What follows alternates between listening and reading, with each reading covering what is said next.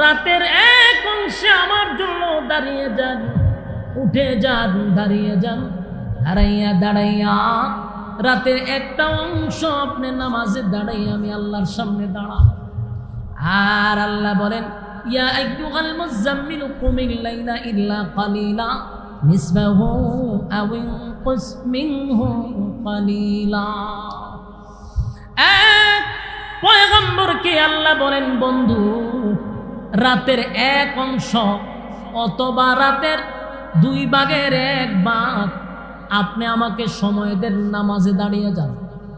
আপনি দাঁড়াইয়া কিয়াম করেন, নামাজে দাঁড়ান, আর দাঁড়াইয়া দাঁড়াইয়া ওয়ারাত্তিলিল কুরআন তারতিলা।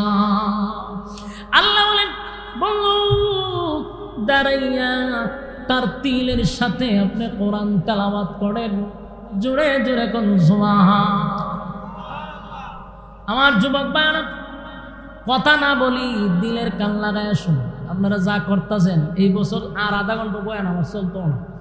সবসময় একটা কথাই আপনি দেখবেন, শ্রোতার যত মনোযোগী বক্তার আলোচনা তত গুছালো হয়, শ্রোতার যত এলোমেলো বক্তার আলোচনা তত গুছালো। আপনারা যা করতেছেন আমার কিন্তু মেজাজ গরম হইতেছে। সবার তবিয়ত একরকম না। এই যে ফুলাবান্ডি ডুবতেছে, বাড়িতেছে, তাপ ফ্রাইতে পারেন না।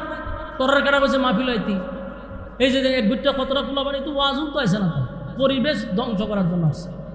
বেটা ভালো না লাগলে চলে যাবে, কিন্তু পরিবেশ নষ্ট করতেছে। আয়ে যায় কুদ্দুর বয় আবার যায় কেন? হাতলান্তির জায়গা নেই। ওয়াজ শুনতে আইছেন, চুপ করে বসে থাকেন।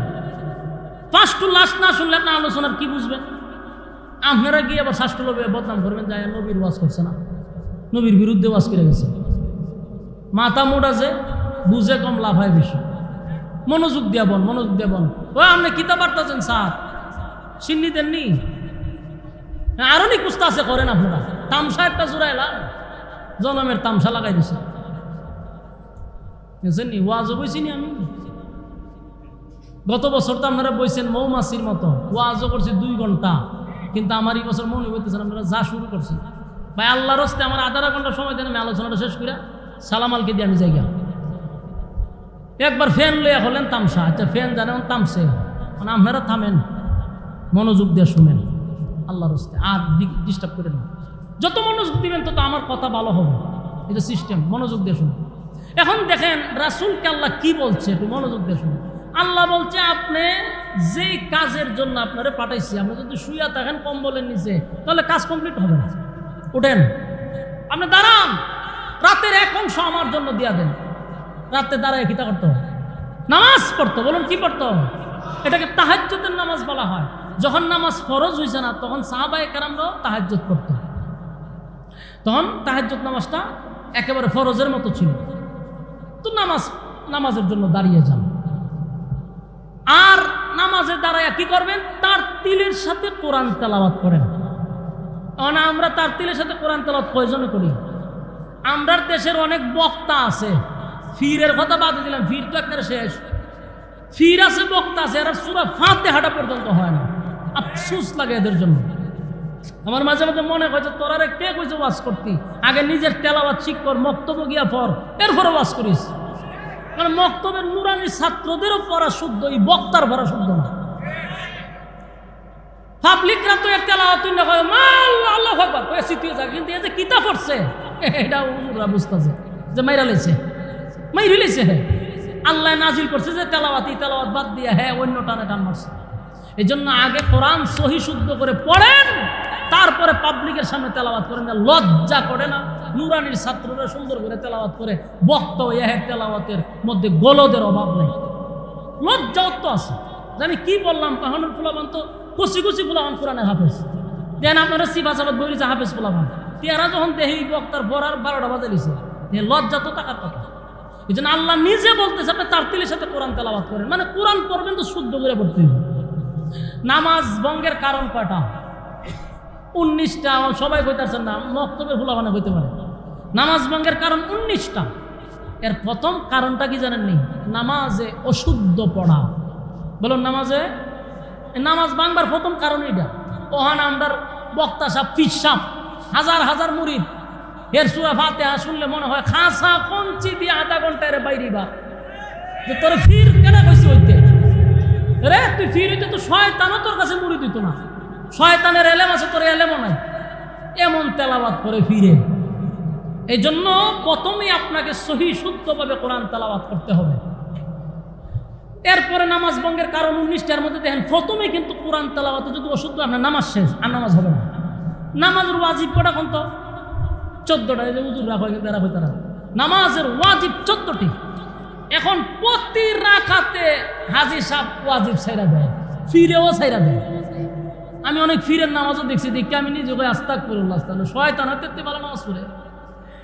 নামাজের ওয়াজিব 14টা, সে রুকুত গেছে, রুকুত থেকে সুজা হইয়া দাঁড়ানো, বস একেবারে সুজা হইয়া এটা ওয়াজিব। এই যে ফোলা মাটি ঢুকছে দেখছেন নি, এটি যদি বাইর হয়, এটা খাঁচা পঞ্চিত হতান বাইরিবেন, যদি খালি বাইর হয় হতান পরে আয়ে গ্রুপ লইয়া আবার গ্রুপ লইয়া বাইর হয়, কাঁফাদা ধরে নিছে বয় দেন, গ্রুপ লইয়া ঢুকে আবার গ্রুপ লইয়া বাইর, কথা কয় না, তাক তাক তাক। এখন দেখেন নামাজের ওয়াজিব কয়টা? 14টা। এখন রুকুত আপনি গেলেন, খুব গুরুত্বপূর্ণ কথা, রুকুত গেছে, রুকুত থেকে সুজা হইয়া দাঁড়ানো 1 তাসবিহ পরিমাণ, এটা কিন্তু ওয়াজিব। কিন্তু আফসোস, অনেক মুসল্লি 60 বছর ধরে নামাজ পড়ে, রুকুটা গিয়া সুজা হয় না, বেখা ওই জায়গা আবার সাজদা। এ চিন্তা করে আমি তো নিচে যাবো, তার খারিতাম করে বাইপাসে যাইয়া ওই এমনি থাকবি জায়গা, ওয়াজিব কিন্তু শেষ। তো নামাজ আসে না? গেছে গেছে, কিন্তু নামাজ পড়তেছে 60 বছর ধরে, সেজদাত গিয়া সেজদাত থেকে আবার সুজা হইয়া বসাটা হইলো ওয়াজিব, কিন্তু কোমরটা বেখা করি আবার সেজদার জায়গা, নামাজ আসে না? গেছে। তা আপনি যদি সব করে নামাজ শেষ, তা আপনি কপালে দাগ পালে এলা বইল কি? এই নামাজ আল্লাহর কাছে পৌঁছেন। এই জন্য ভাই সূরা বেশি শিখার দরকার নাই, আমরা 60টা সূরা শিখেন, বেশি লাগতো না তো। 60টা সূরারে আপনি একেবারে স্পেশাল হাফিজ সাহেব দিয়ে আপনি টুডস্থ মুখস্থ করেন তারতিলের সাথে, যেন আপনার পড়ার মধ্যে কোনো গলদ না থাকে। বাস নাজাতের জন্য দূরই যথেষ্ট। আপনার পুরা কোরআন শরীফ মুখস্থ করতে হবে, বিষয়টা এমনও না। লম্বা সূরা মুখস্থ করতে হবে এমনও না, শুধু 4টা সূরা নামাজের জন্য, বাস সূরা ফাতিহা সহ 5টা, একেবারে সহি শুদ্ধ বলে। আর নাইলে কপালে টিউমার বানাইতে পারেন, কিন্তু নামাজ কবুল হবে না। কথা কয় না? দিই আল্লাহ রাব্বুল আলামিন বলেন, ইয়া আইয়ুহাল মুযাম্মিলু কুমিল লাইলা ইল্লা কালিলা নিসফাহু আও ইনকুস মিনহু কালিলা আও জিদ আলাইহি ওয়া রাত্তিলিল কুরআনা তারতিলা। আল্লাহ রাব্বুল আলামিন বলেন, বন্ধু আমি আপনাকে যে কাজের জন্য পাঠাইছি, ও কম্বলওয়ালা কামলিওয়ালা, দাঁড়ায়া যান, রাতের একটা অংশ আমি আল্লাহর সামনে দাঁড়ায়া যান। নামাজের মধ্যে রাসূল দাঁড়ায়া গেল, আর নামাজে দাঁড়াইয়া দাঁড়াইয়া আপনি তারতিলের সাথে কোরআন তেলাওয়াত করেন। নামাজ অত্যন্ত গুরুত্বপূর্ণ একটা সাবজেক্ট। যুবক ভাইরা আমার, তাহলে নামাজের জন্য তেলাওয়াতের দরকার আছে না নাই? তেলাওয়াতটাও সহি শুদ্ধভাবে পড়তে হবে। আমাদের অনেক মুরব্বীরারে যদি কই চাচা তেলাওয়াত তো হয় না, হয় আমরা আল্লাহ মাফ করবো, সুন্দর দলিল দিয়া দেয়, নিজে নিজে উত্তর দেলা হয়। হুজুর কিতা করবে এটা দেখার বিষয় না, ডাইরেক্ট কয়টা আল্লাহ মাফ করবে। কেন মাফ করবো? আমরা মুরব্বী মানুষ, বুঝি টুঝি না, মাফ করে দিব। যখন বোঝা যায় এই ওহী ওনার কাছে নাজিল করে গেছে। তে একদিন আমার একটা গুছা, আমি একটা কই আল্লাহ মাফ করতো না, খাঁচা কঞ্চিটা বাইরে মুরব্বী ঢুকে। কারণ আপনারা 60 বছর সময় দেওয়া হয়েছে, শিখলেন না কেন মিয়া? হয়তো হুজুররা মনে করে সহি শুদ্ধ সব হুজুররা করবো, আর আপনারা আল্লাহ মাফ করে দেবো, বিষয়টা কেমন না? কারণ এই মুরব্বী হয় আমি তা বুঝি টুঝি না, কিন্তু জায়গায় আপনি 1 শতক ভিতরে ঢুকাই দেন, দেখবেন কেমনে বুঝে। কুদাল দিয়ে আপনি একটু ঢুকাই দেখেন না কিতা করে, কতটা কৌড়ে দৌড়াদৌড়ি ওরা কাগজ লইয়া, ইতা বুঝে কেমনে জায়গা লই তুইব। কিন্তু আখেরাতের ব্যাপারে সূরা ফাতিহা শুদ্ধ করে পারে না, আল্লাহ মাফ করে দিব। চিন্তা করছেন নি? আমার যুবক ভাই, হাবিবে কিবরিয়া যখন হেরা পর্বত থেকে আসছে, নবীজির শরীরে তাপ উঠে গেছে, নবীজির শরীরে তাপ উঠে গেছে। আল্লাহর নবী হেরা পর্বতে সর্বপ্রথম কিন্তু জিব্রাইলকে পূর্ণ সুরতে দেখছে। আমার যুবক ভাইরা, আসার পরে নবীকে আল্লাহ বললেন, যেই মিশন নিয়ে আপনাকে পাঠাইছি, এই মিশন বাস্তবায়ন করতে গেলে আপনি ঘুমায়া থাকলে চলবে না। তাহলে এখন থেকে 40 বছর আগে একটা কর্মসূচি ছিল, 40 বছর পরে কোরআন নাজিল হওয়ার পরে কর্মসূচিটা কিন্তু ভিন্ন। এবার নবী কালেমা দাওয়াত দিতে হবে রে। আম্মা জান খাদিজার কাছে আয়েশা বলে, খাদিজা গো, কি দেখলাম, আমার উপরে ওহী নাজিল হয়েছে, এখন থেকে আমাকে একত্ববাদী খোদার দাওয়াত দিতে হবে। আর আজকের থেকে আমি শুধু মুহাম্মদ না, আমি হলাম মুহাম্মাদুর রাসূলুল্লাহ সাল্লাল্লাহু আলাইহি ওয়াসাল্লাম। এ যুবক ভাই, হাবিবে কিবরিয়া বলেন, খাদিজা কালেমার দাওয়াত লইয়া মানুষের কাছে আমি যাব। মানুষ যদি আমারে প্রশ্ন করে, গো খাদিজা, কালেমার দাওয়াত লইয়া যে আমাদের কাছে আসছেন, আপনার ঘরের মানুষ কালেমা পড়ছেনি, ও খাদিজা আমি কি উত্তর দিব? আম্মা জান খাদিজা বলেন, আমি তো সেই দিনের অপেক্ষায় ছিলাম গো প্রিয় স্বামী। কোন দিন আপনি আমার কাছে বলবেন আমি আপনি আল্লাহর রসুল হয়েছেন, সেই দিনের অপেক্ষায় ছিলাম। আমাকে আপনি পড়ায়া দেন লা ইলাহা ইল্লাল্লাহু মুহাম্মাদুর রাসূলুল্লাহ সাল্লাল্লাহু আলাইহি ওয়াসাল্লাম। সর্বপ্রথম পৃথিবীর মধ্যে সর্বপ্রথম ইসলাম ধর্ম গ্রহণ করছে আম্মা জান খাদিজা, তাও আবার মহিলা। নবীর স্বামী রে, নবীর স্বামী, খাদিজার স্বামী, স্বামীর কাছে কালেমা গ্রহণ করছে। পৃথিবীতে সবাই রে ওয়াজ নসিহত করা যায়, সবাই রে বোঝানো যায়, কিন্তু ঘরের বউরে এত সহজে বোঝানো যায় না। আপনি যত বড় পীর হন আর যত বড় বক্তা হন, বউ কিন্তু সহজে ফিরও মানে না, বক্তাও মানে না। বউয়ের কাছে নেতারও দাম নেই। একজন বড় নেতা, তার পিছনে 10 জন 12 জন বডিগার্ড থাকে, বেচারা হাজার হাজার মানুষের সামনে বক্তব্য দেয়, সামনে পিছনে গার্ড থাকে, কিন্তু বউয়ে তারে মানে না। কথা ঠিক নেই? কেউ দমক না দিলেও বউ দমক মারে, তার মানে বোঝা গেল সব জায়গায় ওয়াজ চলে না। কথা কয় না। কিন্তু দেখেন আম্মা জান খাদিজা বলেন, আপনি কোন দিন আমার কাছে বলবেন আপনি রাসূল হয়েছেন, সেই দিনের অপেক্ষায় আমি ছিলাম। সুবহানাল্লাহ। কারণ আপনার চরিত্র দেখে আমি পাগল হয়ে গেছি। আমার 2টা স্বামী ইন্তেকালের পরে আমি নিয়ত করেছিলাম আর কোনোদিন আমি স্বামী গ্রহণ করব না, কিন্তু মুহাম্মদ আপনার এই আখলাক আর চরিত্র দেখে আমি পাগল হয়ে গেছি। আপনি দুনিয়ার সাধারণ কোনো মানুষ নয়, আপনি মুহাম্মাদুর রাসূলুল্লাহ, জুরে কোন সাল্লাল্লাহু আলাইহি ওয়াসাল্লাম। আপনি যে পয়গম্বর হবেন, আপনি যে রাসূল হবেন, সেটা আমি আগের থেকেই জানি। তাই আমাকে আপনি কালেমা পড়ায়া দেন। নবী কালেমা পড়ায়া দিল। এবার আল্লাহর হাবিব দৌড়াইয়া মক্কা নগরীতে গিয়া যে মানুষগুলা নবীরে আল আমিন বলে ডাক দিত, রে নবীরে খুব মহব্বত করতো, নবীরে ভালোবাসত। ব্যবসায় যাওয়ার সময় আমার নবীর চেহারা দেখে ব্যবসায় যেত। ব্যবসার থেকে আসার পরে নবীর চেহারার দিকে আবু তালেব তাকাইত, আবু লাহাব তাকাইত, আবু জাহেল বরকত মনে করত।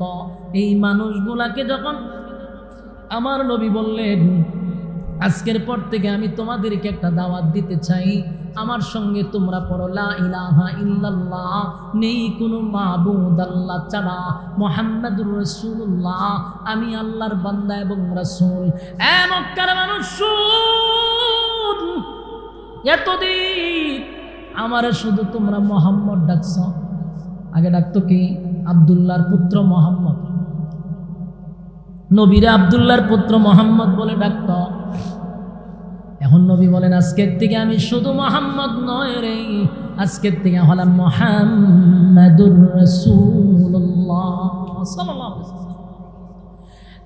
যুবক মা, খরমপুরের বায়ারা, যে আবু লাহাব আমার নবীরে ভালোবাসত রে, যে আবু জাহিল্লা আমার নবীরে ভালোবাসত, আজকে কালেমার দাওয়াত দেওয়ার কারণে, একত্ববাদী খোদার দাওয়াত দেওয়ার কারণে গোটা মক্কা নগরীর মানুষ আমার নবীর বিরুদ্ধে দাঁড়ায়া গেল। আর বলতে লাগলো, এতদিন না তুমি ভালো ছিলা, তোমারে দেখে ব্যবসায় গেলে বরকত হইতো, আমরা তোমারে মহব্বত করতাম, ভালোবাসতাম, উপাধি দিলাম আল আমিন, তোমার মতো সত্যবাদী কেউ নাই। কেমনে রে আমাদের বাপ দাদার ধর্ম নিয়ে আজকে তুমি কথা বললা? এমনি আবুল আহাব নবীর আপন চাচা পাতল লইয়া নবীর মারার জন্য কিন্তু দাঁড়াইছে। ওই আবুল আহাব নবীর জন্মে অনেক খুশি হয়েছিল, কিন্তু নবীর এতাত করতে রাজি না, নবীর অনুসরণ করতে রাজি না। এই আবুল আহাব নবীর জন্মে খুশি থাকলেও নবীর বিধান মানতে রাজি না, তরিকা মানতে রাজি না। আমার যুবক ভাইরা, হাবিবে কিবরিয়াকে আল্লাহ কত সম্মান আর মর্যাদা দিয়া পাঠাইলো। গোটা মক্কা নগরীতে নবীরে খুব সম্মান দিছে, কিন্তু কালেমার দাওয়াত যখন দিতে গেল তখনই কিন্তু তারা নবীর উপরে খেপে গেছে। হয় আমরা সারাটা জীবন বাপ দাদার ধর্ম পালন করছি, হঠাৎ করে আমাদের বাপ দাদার ধর্মের বিরুদ্ধে কথা বললাম, এটা বরদাস্ত করা যাবে না। তাই আমার নবীরে তারা পাথর মারতে গেল। আমার যুবক ভাইরা, আমি শুধু জানতে চাই, আমার নবী 40 বছর পর্যন্ত মক্কা নগরীতে বসবাস করলো, বলুন একটা শত্রু কি নবীর ছিল? একটা শত্রু নাই। কিন্তু 40 বছর পরে শত্রু হইল কেন? এই কেনটা বোঝা দরকার। কারণ 40 বছর পর্যন্ত নবী আদেশও করে নাই, নিষেধও করে নাই। নবী সুদের বিরুদ্ধে কথা বলে নাই, ঘুষের কথা বলে নাই, টেন্ডারবাজির কথা বলে নাই, চাঁদাবাজির কথা বলে নাই, দর্শনের কথা বলে নাই। তাই নবীর কোনো শত্রু নাই। যেই মাত্র ঘুষের বিরুদ্ধে কথা বলল, ঘুষখোর নবীর প্রতি কেঁপে গেল। যেই মাত্র জেনাকুরের বিরুদ্ধে কথা বলল, জেনাকুর কেঁপে গেল। টেন্ডারবাজ, চাঁদাবাজ, দুর্নীতিবাজদের বিরুদ্ধে কথা বলল, দুর্নীতিবাজ কেঁপে গেল। তার মানে সমাজে যখন বাস্তবতা তুলে ধরবেন, হক কথা বলবেন, সবাই আপনার প্রিয় হবে না, কিছু মানুষ আপনার দুশ্মন হবে। এটা চিরবাস্তব কথা, ঠিক নেই? আর জীবন যদি বাপ দাদার গিচ্ছা কন, তাহলে এই বক্তার কোনো শত্রু নাই। আসমানের উপরের কথা আর জমিনের নিচের কথা, শত্রু আসেনি? শত্রু নাই। কিন্তু আপনি যখন সুদের কথা কইবেন মসজিদের ভিতরে, এই সুদকুর মুসল্লি কি ইমামরা আর ভালো হইব? কথা বলেন, তার কাছে আপনি প্রিয় হতে পারবেন না। আমার যুবক ভাইরা, আমি শুধু এটাই বুঝাইতে চাই, আমার নবীর শান মান নিয়ে তোমরা আলোচনা করি, কিন্তু আমার নবীর ইজ্জত আর সম্মান নিয়ে আলোচনা করি বটে, কিন্তু আমার নবীর আলোচনা করলেই শেষ নয়, কারণ নবীর তরিকা অনুযায়ী চলতে হবে। যেমন 40 বছর মানে মিলাদুল নবী, নবীর জন্ম নিয়ে আলোচনা চলে, শুধু আলোচনা চলে, ফালনীয় কিচ্ছু নাই। কিন্তু 23 বছর পরে, মানে 40-এর পরে যে গোটা 23 বছরের জিন্দিগি, এটা শুধু আলোচনা করলে হবে না, পালনও করতে হবে। এই জন্য 23 বছরের জিন্দিগিতে নামাজ আছে, রোজা আছে, হজ আছে, জাকাত আছে, পর্দা আছে, সব আছে। কথা ঠিক নেই? অনেক মানুষ দেখবেন এটা পালন করে না। যেই 40 বছরের নামাজ নাই, রোজা নাই, পর্দা নাই, সুদ নাই, হালাল নাই, এটা মানতে পারে, কিন্তু 23 বছরের জীবন ইতিহাস মানে না। মানলে না নামাজ পড়তেইব, মানলে না পর্দা করতেইব। তো পর্দা করলে মুরিদ করবো কেন? বেডি মুড়ি করবো কেমনে? ফিরে না বেডি মুরিদ করে। অন পর্দা মানলে এই ফিরে বেডি মুরিদ করবো কেমনে? মহিলা দিয়া ফাউটি পাইব কেমনে? ফিরের ভাও সুমা পর্যন্ত দেয়। আসেনি রকম? আপনারা জায়গাতে আছে, এখানে আছে। কথা না, এখানে আছে। দেখবেন আর জুতাটা ফিটাইবেন, কোনো কথা নাই। জুতাটা ফিটানি শুরু করে দিবেন। বন্ড নাম্বার 1 দাজ্জাল, নিজে ইমান হারা আরেকজন ইমান হারা করতেছে। পর্দা করে না, খুব কি আর পর্দা, মুরিদ করছি, এটা তো আমার মাইয়া। জুতা দা বাড়ি মারেন কপালের মধ্যে। তোর মাইয়া কাটা কইছে ছোড়া, মুরিদ করলে মাইয়া হয়নি। আপন মেয়ে, যুবতী মেয়ের কাছে বাবা যাওয়া নিষেধ, একা করে। আর তুই যাস গা মুরিদ করে বেডির কাছে, বেডি আবার ভাওয়া ঠিক বাঁধে। এক পীরের ভাওয়া ঠিক কাছে দেখছি এক ভিডিওতে। আল্লাহ আমাদেরকে মাফ করুক, আমিন। আমার যুবক ভাইরা বোঝার চেষ্টা করে, 40টা বছর হাবিবে কিবরিয়াকে আমার আল্লাহ নীরব থাকতে বলছে, তাই নীরব রয়েছে। সবাই নবীরে ভালোবাসছে। কেন ভালোবাসছে?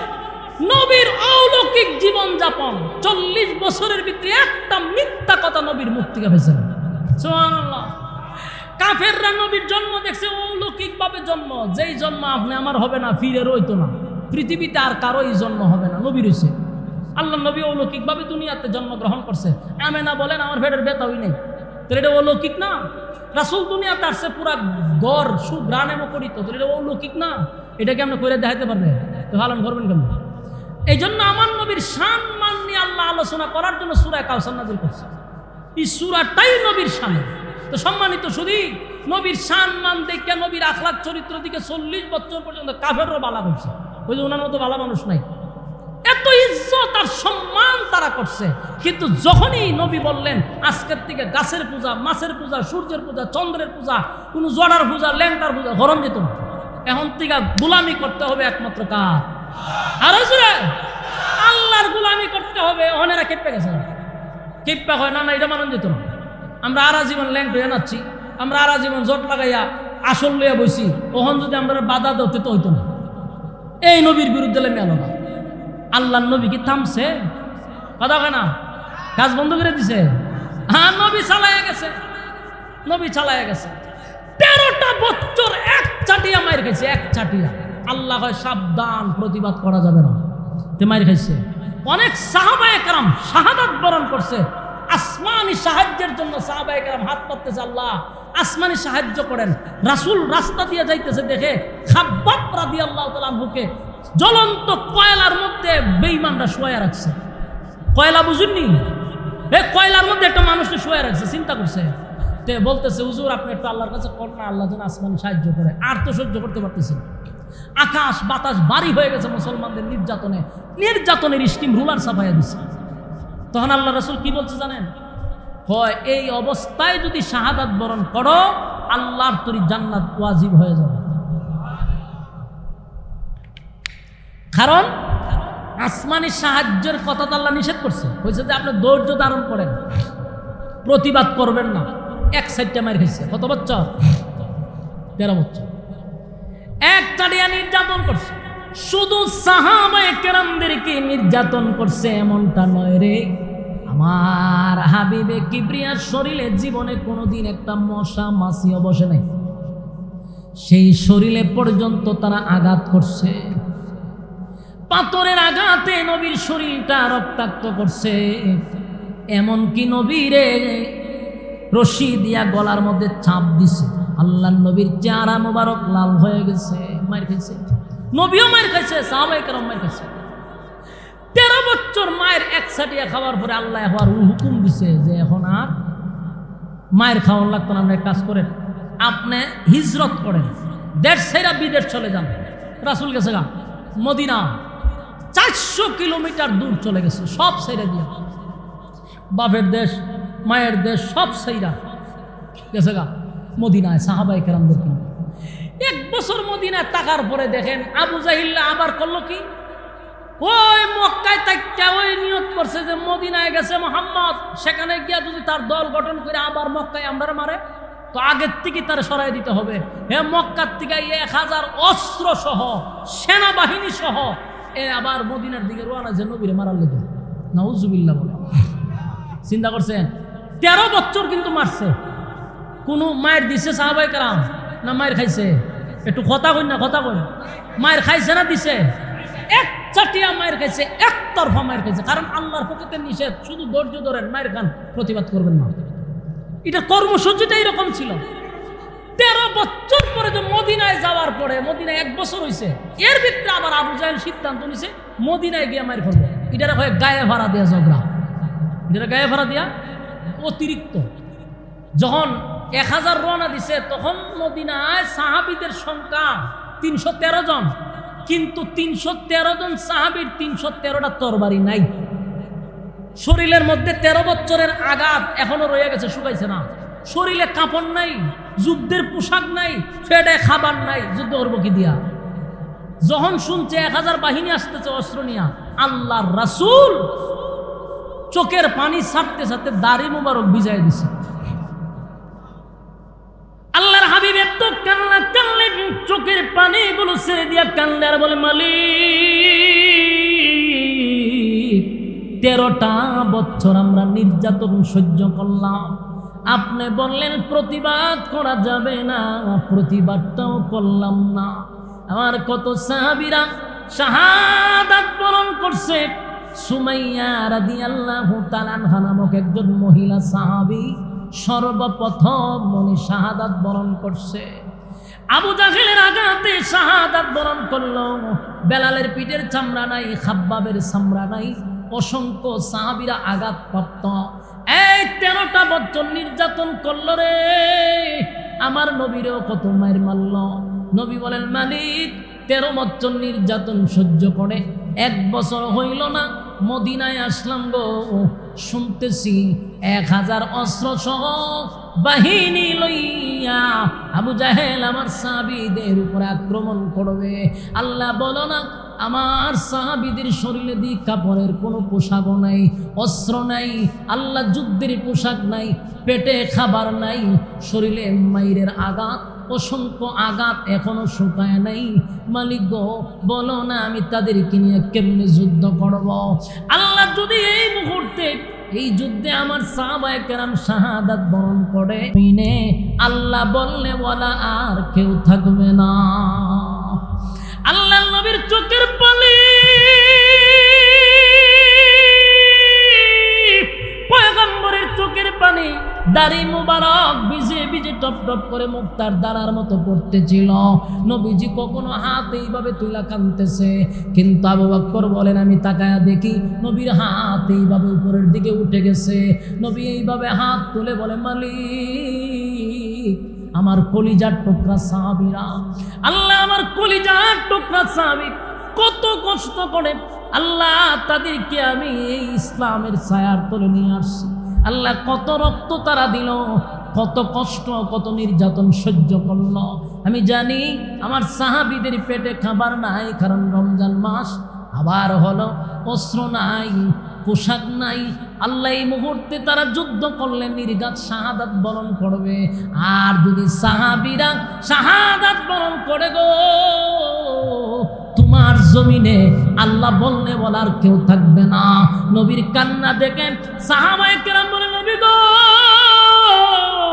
আপনার কান্না যদি দেখি আমরা আর স্থির থাকতে পারি না। নবী আপনি কাঁদেন না, আপনার কান্না বরদাস্ত করা যায় না। হযরত আবু বকর বলে, নবী আপনি যদি কাঁদেন বলেন না, সাহাবীরা কোথা থেকে সাহস পাবে? আপনি চোখের পানি মুছেন, কাঁদেন না। আপনি কাঁদলে আমরা ভয় পাবো, সাহাবীদের মন ভেঙে যাবে। আপনি আমাদেরকে সাহস দেন, আর কাঁদবেন না। আবু বকর পিছন দিক দিয়ে নবীরে জড়ায়া ধইরা বলে, নবী গো এইভাবে আর কাঁদেন না, আপনার কান্নায় পশু পাখিরা পর্যন্ত কান্দে, আপনার কান্না কেউ বরদাস্ত করতে পারে না। নবীজি আমার দিলে সাক্ষী দেয়, আপনার মালিক আপনারে একা একা ছেড়ে দিবে না।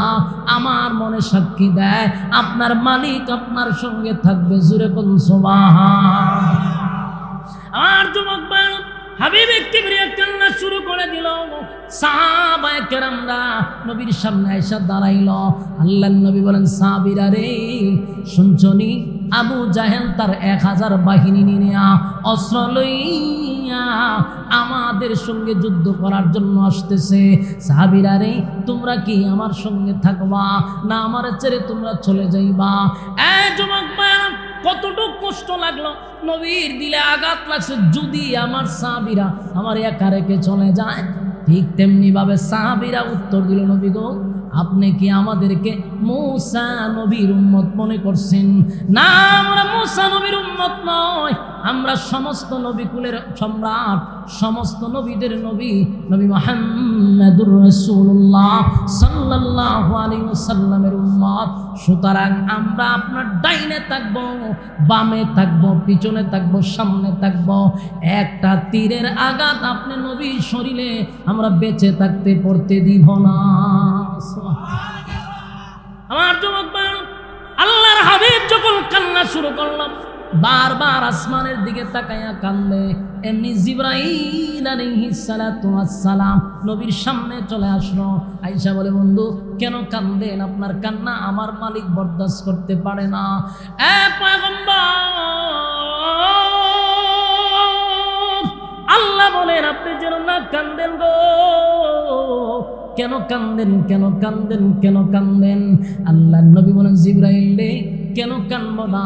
13টা বছর নির্যাতন সহ্য করলাম, কত সাহাবী শাহাদাত বরণ করলো, আর কিছু সংখ্যক সাহাবী নিয়া আমি মদিনায় আসলাম, 1টা বছর হলো না, আমার সাহাবীদের শরীরের গা শুকাইল না। আবু জাহেল 1000 বাহিনী লইয়া যুদ্ধ করার জন্য মদিনায় আসতেছে, আর যদি সাহাবীরা শাহাদাত বরণ করে আমি কার কাছে দিনের দাওয়াত লইয়া যাইব? আমি আর কারে দাওয়াত দিব? এই জমিনে তো আল্লাহর দিন টিকবে না, আল্লাহর নাম থাকবে না। এবার কান্না শুরু করছে। জিবরাইল বলে, হুজুর আমার আল্লাহ আপনার কাছে পাঠাইছে, আপনি কি চান? আল্লাহ বলছে আমার বন্ধু কি চায়? বন্ধুরে বলো, বন্ধুর চোখের পানি আমি বরদাস্ত করতে পারি না। এবার নবী বলেন, আমি চাই আমার মালিক আসমান থেকে আমার জন্য বাহিনী পাঠাক। আল্লাহ বলে, জিবরাইল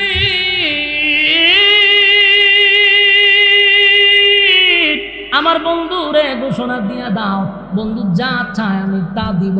এবার জিবরাইল বলে, হুজুর আসমান থেকে 1000 মালাইকা পাঠানো হবে। নবী বলেন, না তা দিয়া হবে না। 2000 পাঠাবো, তা দিয়া হবে না। 3000 পাঠাবো, তা দিয়া হবে না। 5000 মালাইকা পাঠাবে। নবী বলেন, হ্যাঁ 5000 মালাইকা চলবে। এই কথা বলার সাথে সাথে 5000 মালাইকা ফেরেশতা আল্লাহ আসমান থেকে জমিনে পাঠায়া দিছে। চিৎকার দেয়া কবি সুবহান। আরো জোরে বলেন আল্লাহু আকবার। আরো জোরে বলেন আল্লাহু আকবার। ইমানের আওয়াজ দিয়ে বলেন আল্লাহু আকবার। 1-2000 নয় গো, 5000 ফেরেশতা জমিনে আসলো। প্রশ্ন হলো একটা ফেরেশতা যদি খরমপুরের এক মাথার থেকে আঙ্গুল দিয়া গুতা দেয়, পুরা খরমপুর উল্টায়া লাইতে পারবো নি? কথা হয় না? ফেরেশতা যদি গুতা দেয় থাকবো নি?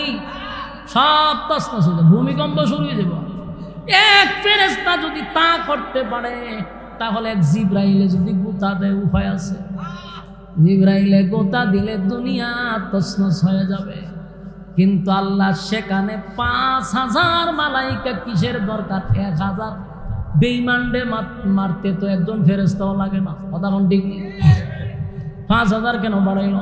কিতাবে লেখছেন নবীরে শুধু আল্লাহ সান্ত্বনা দেওয়ার জন্য, নবীর আল্লাহ সান্ত্বনা দেওয়ার জন্য, আমার বন্ধু যেন ঘাবড়ায় না।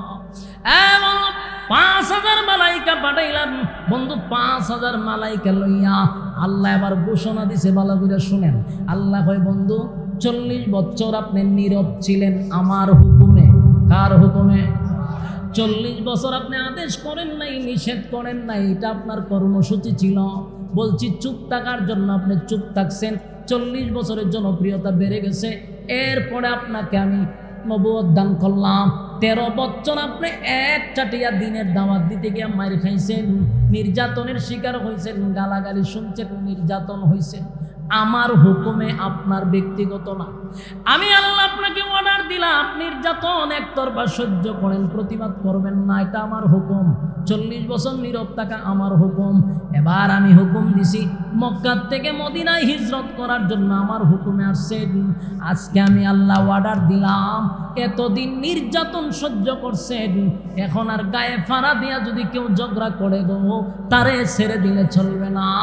এবার আপনার যা কিছু আছে তা লইয়া মাঠে নামেন, মাতার পাগড়ি মাঝায় বাঁধেন, যেডি আইব সবগুলারে কুবা শামসুর মতো কুবাইবেন। কুবা ইচ্ছা মতে কুবা। কথা বলি ইসলাম খালি মায়ের খাওয়ার কথা কইছে না, মাঝে মাঝে মায়ের দেওয়ানো লাগে। ওই কথা কয় না, মায়ের দেওয়ান লাগে তো, মায়ের না দিলে সমস্যা। দেখেন না, যত নরম তত সমস্যা। কলেজ ইউনিভার্সিটি বিভিন্ন জায়গায় দেখবেন আমরা বাংলাদেশে অস্ত্র থাকে, এরা পিস্তল লইয়া বাইর, এরা হক ইসলাম লইয়া বাইর, ভিডা ভিডি বাইরে আমার দাঁত ভেঙে লায় নেতারা। এরারে জঙ্গি হয় না, বুলেও হয় না। কিন্তু মাদ্রাসার হুজুরের ফটোটা মিসওয়াকার একটা তসবি, হে বেড়ারে কয় জঙ্গি, হে বেড়ারে কয় মৌলবাদী। কেন কয়? নরম। হ্যাঁ কথা কয় না, কেন কয় নরম? হুজুরে হলে অসুবিধা নাই, হুজুরে ফালটায় হক ইসলামটা বাইরায় না, হুজুরে তাফরায় দাঁত ফালাই দেয় না, সমস্যা তুই কেন? আমরা তো মাঝে মাঝে 2-1টারও দিয়ে শর্ট কোনে দাঁত মাত ফালাই দিতাম, তাহলে আমরাও জঙ্গি হইল নইলে। কথা হয় না, নরম হইলেই সমস্যা। মাঝে মধ্যে কুবা শামসুর মতো কুবাই তুইব নদী অত নরম বালানা। 13 বছর মায়ের খাওয়ার পর আল্লাহ হয় ফাগরি মাজায় বাঁধেন বাঁধছে মাজায় কুবা 1000 আবু জাহিল লাইছে 1000 অস্ত্র সহ কিতাবে লেখছে 313টা তরবারি ছিল না সাহাবীদের, অনেকের হাতে খেজুরের ডালা ছিল। আল্লাহ কি সাহায্য করছে দেখেন, কাফেররা দলে দলে ঢুকছে যুদ্ধ করার লাগিয়া, যেই মাত্র ঢুকছে দেহে যে সর্বনাশ, অনেক কাফেররা দৌড়াইয়া ফালাইতেছে। তো একজনের দিকে ফালাস করে ফালাইতাম না, তরবারি তুলে একটা লামে 70টা। আল্লাহু আকবার বলেন। এরা মনে করছে আমরা অস্ত্র আছে, শক্তি আছে, পোশাক আছে, যুদ্ধের মাঠে যখন ঢুকছে এরা তো দৌড়ে। আর এক কাফের দিকে দৌড়স করে লক্ষণ বালা না, তরবারি দেখছি একটা কিন্তু লামে 70টা। একেবারে কুচি কাটা করতেছে, কুবা ইচ্ছা মতো যেটা ঢুকে কচু কাটার মতো কুবাইতেছে। সাহাবায়ে কেরাম তরবারি নেই এইভাবে ঢুকে আর এমনি কচি কাটার মতো হুরুম দুরুম 1000 রে সাইজ করে লাইছে। সুবহানাল্লাহ। এটা কি আর গায়ের জুড়ে না ইমানি শক্তি? ইমানি শক্তি। সব গায়ের জুড়ে না, কিছু কিছু সময় ইমানি শক্তি লাগবে, কথা হয় না। আমরার সমস্যা হলো অতি ভক্তি সুরের লক্ষণ। আমরা আর উজুরের মধ্যে মাঝে সমস্যা আছে। আমরা মনে করছি যে আমরা আল্লাহ বানাইছে শুধু মসজিদও থাকবার লাগে, তসবি আতো লইয়া সুবহানাল্লাহ বলার লাগে। আমরা এই খামই লাগে, আর কোনো খামা লাগে না। আমরা সর্বদিকে অলরাউন্ডার হওয়া দরকার, কথা কয়টা দিন। এটা না ফাগরি দেখলো কি তা কয় মৌলবাদী, টিটকারি মস্কারি করে। বাস্তব না বাস্তব? অস্ত্র থাকে ভার্সিটিতে আর পূজায় মাদ্রাসাতে। বাস্তব কইছি না বাস্তব কইছি? সত্য না মিথ্যা? কথা কয়টা বাস্তব না বাস্তব?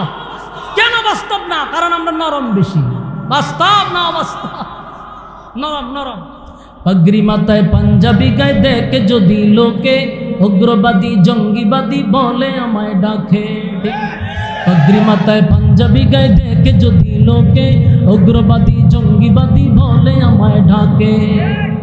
দুঃখের সীমা নাই আমি কি করে বোঝাই, দুঃখের সীমা নাই আমি কি করে বোঝাই।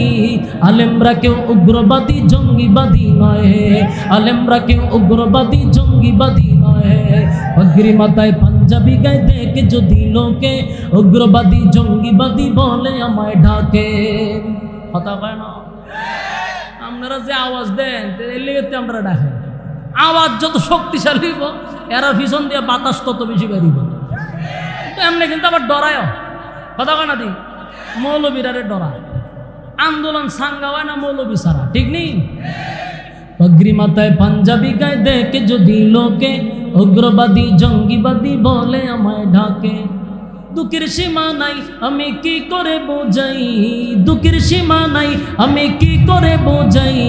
আলেমরা কেউ উগ্রবাদী জঙ্গিবাদী নয়, আলেমরা কেউ উগ্রবাদী জঙ্গিবাদী নয়। অস্ত্রের গোদাম রেখে কলেজ ভার্সিটিতে, অস্ত্রের ওই গোদাম রেখে কলেজ ভার্সিটিতে।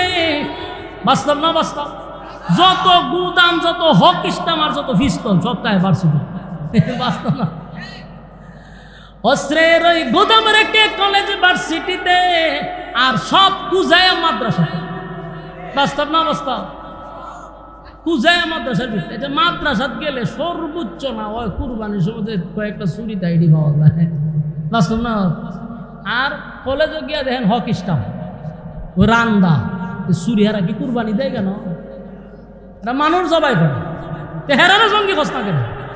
কারণ এরা যে নেতা জঙ্গি হইব পরের দিন দেখবেন নেতার আর দাঁত নাই, কথা বলবে।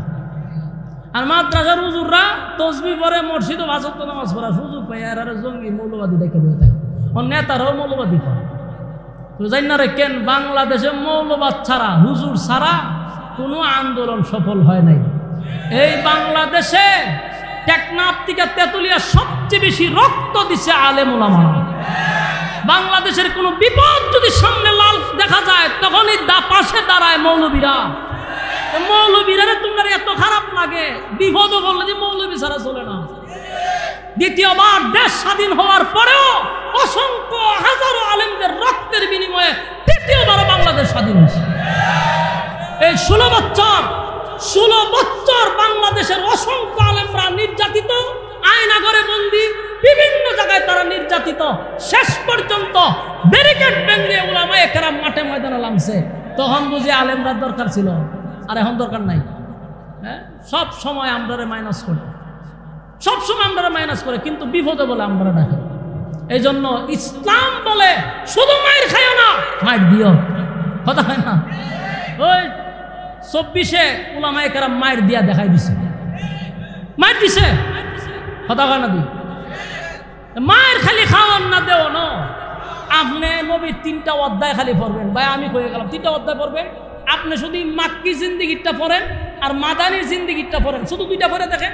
একটাতে খালি ধৈর্য আর একটাতে মায়ের দেওয়ানো আছে। যতটা যুদ্ধ এরপরে কইরা গেছে, একটা যুদ্ধেও বেঈমানরা জিততে পারে নাই। কথা হয় না? আল্লাহর হাবিব সেদিন যুদ্ধের ময়দান থেকে সাহাবায়ে কেরামদেরকে লইয়া যখন গেছে, অনেক সাহাবীরা খেজুরের ডাল লইয়া ঢুকছে, তরবারি নাই ডাল লইয়া ঢুকছে। কিন্তু ডাল যখন উপরে নেয় তো লামে 70টা তরবারি। কাফের রাইতা দেখে জাগা তুষে, অসংখ্য কাফের জাহান্নামে চলে গেছে, কিছু কাফের বন্দী হয়েছে, কিছু কাফের পালায়া গেছে। আল্লাহ ইসলামকে বিজয় দান করছে। সুবহানাল্লাহ। বিজয় এমনি এমনি আসে নাই, বিজয় আনতে হবে পরিশ্রম করে, ঠিক কিনা বলেন? এই জন্য আল্লাহ কি বলছে? ইয়া আইয়ুহাল মুযাম্মিলু কুমিল লাইলা ইল্লা কালিলা নিসফাহু আও ইনকুস মিনহু কালিলা আও জিদ আলাইহি ওয়া রাত্তিলিল কুরআনা তারতিলা। আল্লাহ বলে যে আপনি কম্বল লইয়া শুয়ে থাকলে হবে না, আপনারা যে মিশন নিয়ে আমি পাঠাইছি, এই মিশন সাকসেস করতে গেলে কাজ করতে হবে। আর এই কাজ করতে গিয়ে মাঝে মধ্যে আমি আল্লাহর দরবার আপনাকে দাঁড়াইতে হবে, মানে তাহাজ্জুদের নামাজে দাঁড়াবেন আর কোরআন তেলাওয়াত করবেন। আমরা রাজি আসিনি? কথা হয় না? তো কোরআন তেলাওয়াত যদি করি, এটা কি সহি শুদ্ধ দরকার আসেনি না? মনে যেমনে যেমনে নামাজ পড়বে। নামাজ পড়তে গেছেন মসজিদে, তো আমার ভিতরে এটা থাকতে হবে যে আমার তেলাওয়াতটা যেন সহি হয়। আর নামাজ পড়ার জন্য ফজরের সময় উঠছেন এত কষ্ট করে, উইটা যদি আমরা নামাজ পড়লেন, নামাজই যদি হইল না, তাহলে নামাজ পড়ে কি করবে? নামাজ ভঙ্গের কারণ 19টার মধ্যে প্রথমই হলো নামাজ অশুদ্ধ পড়া। এই জন্য আমাদের প্রথম হলো আমরা নামাজটাকে সহি শুদ্ধ করতে হবে। কথা হয় না? জীবনের শেষ নামাজটাও আমার রাসূল 2জন সাহাবীর কাঁধে ভর দিয়া পড়ছে। কথা বুঝতেছেন? এই ওয়াফাতুল নবী, যেদিন নবী দুনিয়ার থেকে বিদায় হয়ে যাবে, সেদিনও কিন্তু নবী নামাজের জন্য মরণাপন্ন। আর 1-2 দিন পরে নবীর ওফাত হবে। আল্লাহর হাবিব নামাজের জন্য যখন মসজিদের দিকে রওনা দিল, নবীজি বেহুশ হয়ে পড়ে গেছে। বেহুশ হয়ে গেছে। তো বেহুশ হয়েছে পরে কতক্ষণ পরে রাসূলের হুশ ফিরছে। দেহে আম্মাজান পাশে আয়েশা জিগাইতেছে যে রাসূল বলতেছেন যে সাহাবায়ে কেরাম কি নামাজ পুরা বলাইছে? কোন আপনার অপেক্ষায় এখনো বসে রয়েছে। তো রাসূল বলেন, ঠিক আছে, আমার শরীর খুব ক্লান্ত, আমাকে পানি দাও। তো পানি দিয়ে আবার শরীর রাসূল ভিজাইছে, গোসল করছে। এবার রাসূল আবার প্রস্তুতি নিছে, মসজিদের ভিতরে ঢুকবে। আবার রাসূল অজ্ঞান হয়ে গেছে, বেহুশ হয়ে গেছে। বেহুশ হওয়ার পরে রাসূলের চোখ কিছুক্ষণ পরে যখন আবার খুললো, আবার জিজ্ঞাসা করতেছে, আয়েশা নামাজ কি সাহাবায়ে কেরাম পড়ছে না রইছে? কই এখন আপনার জন্য অপেক্ষায় আছে। আল্লাহর রাসূল আবার পানি লইলেন, আবার গোসল করলেন, শরীরে আবার শক্তি আনলেন, আবার নববীর ভিতরে ঢুকবে, আবার বেহুশ হয়ে গেছে। আল্লাহর হাবিব এইভাবে পরপর 3বার বেহুশ হয়ে যাওয়ার পরে আবার যখন নবীর হুঁশ ফিরে আসলো, নবী বলেন, আয়েশা গো, আমার সাহাবায়ে কেরাম কি নামাজ পড়ে ফেলল?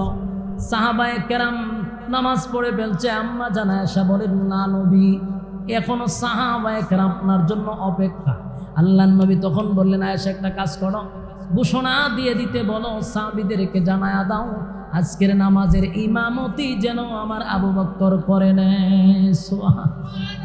নবী চেষ্টা করছে বারবার, কিন্তু বেহুশ হয়ে যায়, উঠতে পারে না। আবু বকর সিদ্দিক রাদিয়াল্লাহু তাআলা নামাজের ইমামতি যখন দাঁড়ায়া গেল রে, সমস্ত সাহাবীদের মধ্যে কান্নার রোল পড়ে গেল, কান্নার রোল পড়ে গেল। কারণ এতদিন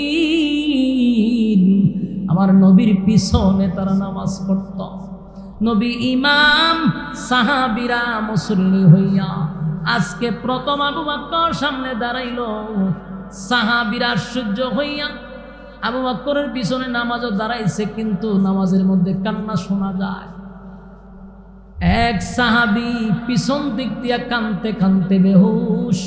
হায় রে, আর মনে হয় আমার নবীর পিছনে কোনোদিন নামাজ পড়া হবে না। কান্নার রোল পড়ে গেল। আল্লাহর হাবিব বেহুশ অবস্থায় পড়ে আছে। হুজুরা শরীফের ভিতরে নবী বেহুশ, নবী বেহুশ, নবী বেহুশ। একবার নয় গো, 3 বার নবী বেহুশ হয়ে গেছে। এরপরে আবু বকর নামাজ পড়াইলেন। পরের দিন আল্লাহর হাবিব বেহুশ অবস্থায়। এরপর নবীজি আবার গোসল করলেন, নামাজে যাবেন কিন্তু দাঁড়াইতে পারে না। 2 জন সাহাবীর কাঁধে বর করে নববীর ভিতরে গেলেন, কিন্তু আল্লাহর নবী ইমামতির মুসল্লায় যায় নাই। আবু বকর সরে গেলেন, কিন্তু নবী ইশারা দিলেন, আবু বকর নামাজ চালায়া যাও, নামাজ চালায়া যাও। নবী পিছন দিকে 2 জন সাহাবীকে বর দিয়ে নামাজ আদায় করলেন। আমার যুবক ভাইয়েরা, নবীর জীবনের শেষ নামাজ সাহাবীদের কাঁধে বর করে পড়ছে। আল্লাহর হাবিব সেই নামাজ পড়ে যখন হুজুরার ভিতরে চলে গেল, নবীর প্রচন্ড বুকেও ব্যথা, মাথা বার হয়ে আসে। নবী হুশ, কখনো বেহুশ। একটা সময় নবীর হুশ ফিরার পরে আবার তাকায়া দেখে আম্মা জান আয়েশার সামনে বসা। আল্লাহর নবী বলেন, আয়েশা গো,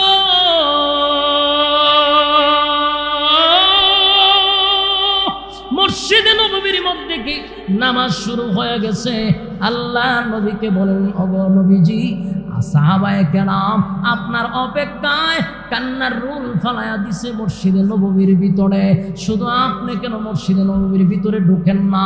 এই জন্য তারা কান্দে। শেষ পর্যন্ত আমার আব্বার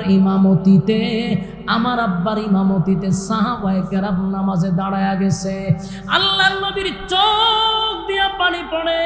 আম্মা জান আয়েশাকে বলেন, আয়েশা গো, আমার একটু তুমি হুজুরা শরীফ থেকে দাঁড় করাইয়া মসজিদে নববীর দৃশ্যটাকে একটু দেখাইতে পারবা? আম্মা জান আয়েশা নবীরে এইভাবে চেহারা মুবারকটা মসজিদের নববীর জানালার দিকে সরাইয়া দিলেন। নবীজি এক দৃষ্টিতে সাহাবায়ে কেরামদের নামাজগুলো দেখতেছিল, আর নবীর চেহারা দিয়া, নবীর চোখ মুবারক দিয়া মুক্তার দানার মতো চোখের পানি টপ টপ করে পড়তেছিল। আল্লাহর নবীর চোখের পানি দেখে আম্মা জান আয়েশা বলে, নবী গো, আপনি কেন কান্দেন? কোন কারণে কান্দেন গো নবী?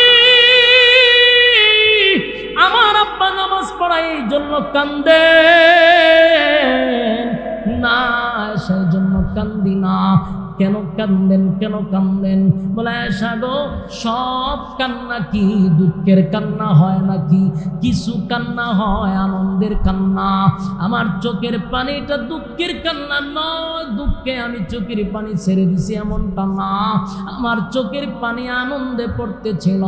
এই নামাজের দৃশ্য দেখে আমি নবী আনন্দে, আর চোখের পানি আমি আটকায় রাখতে পারলাম না। কারণ এই নামাজটা কায়েম করতে গিয়া 13টা বছর কত সাহাবীরা শাহাদাত বরণ করলো, কত সাহাবী শাহাদাত বরণ করলো। আমি নবী পর্যন্ত মার খাইলাম, নামাজ কায়েম করতে গিয়ে তায়েফে মার খাইলাম।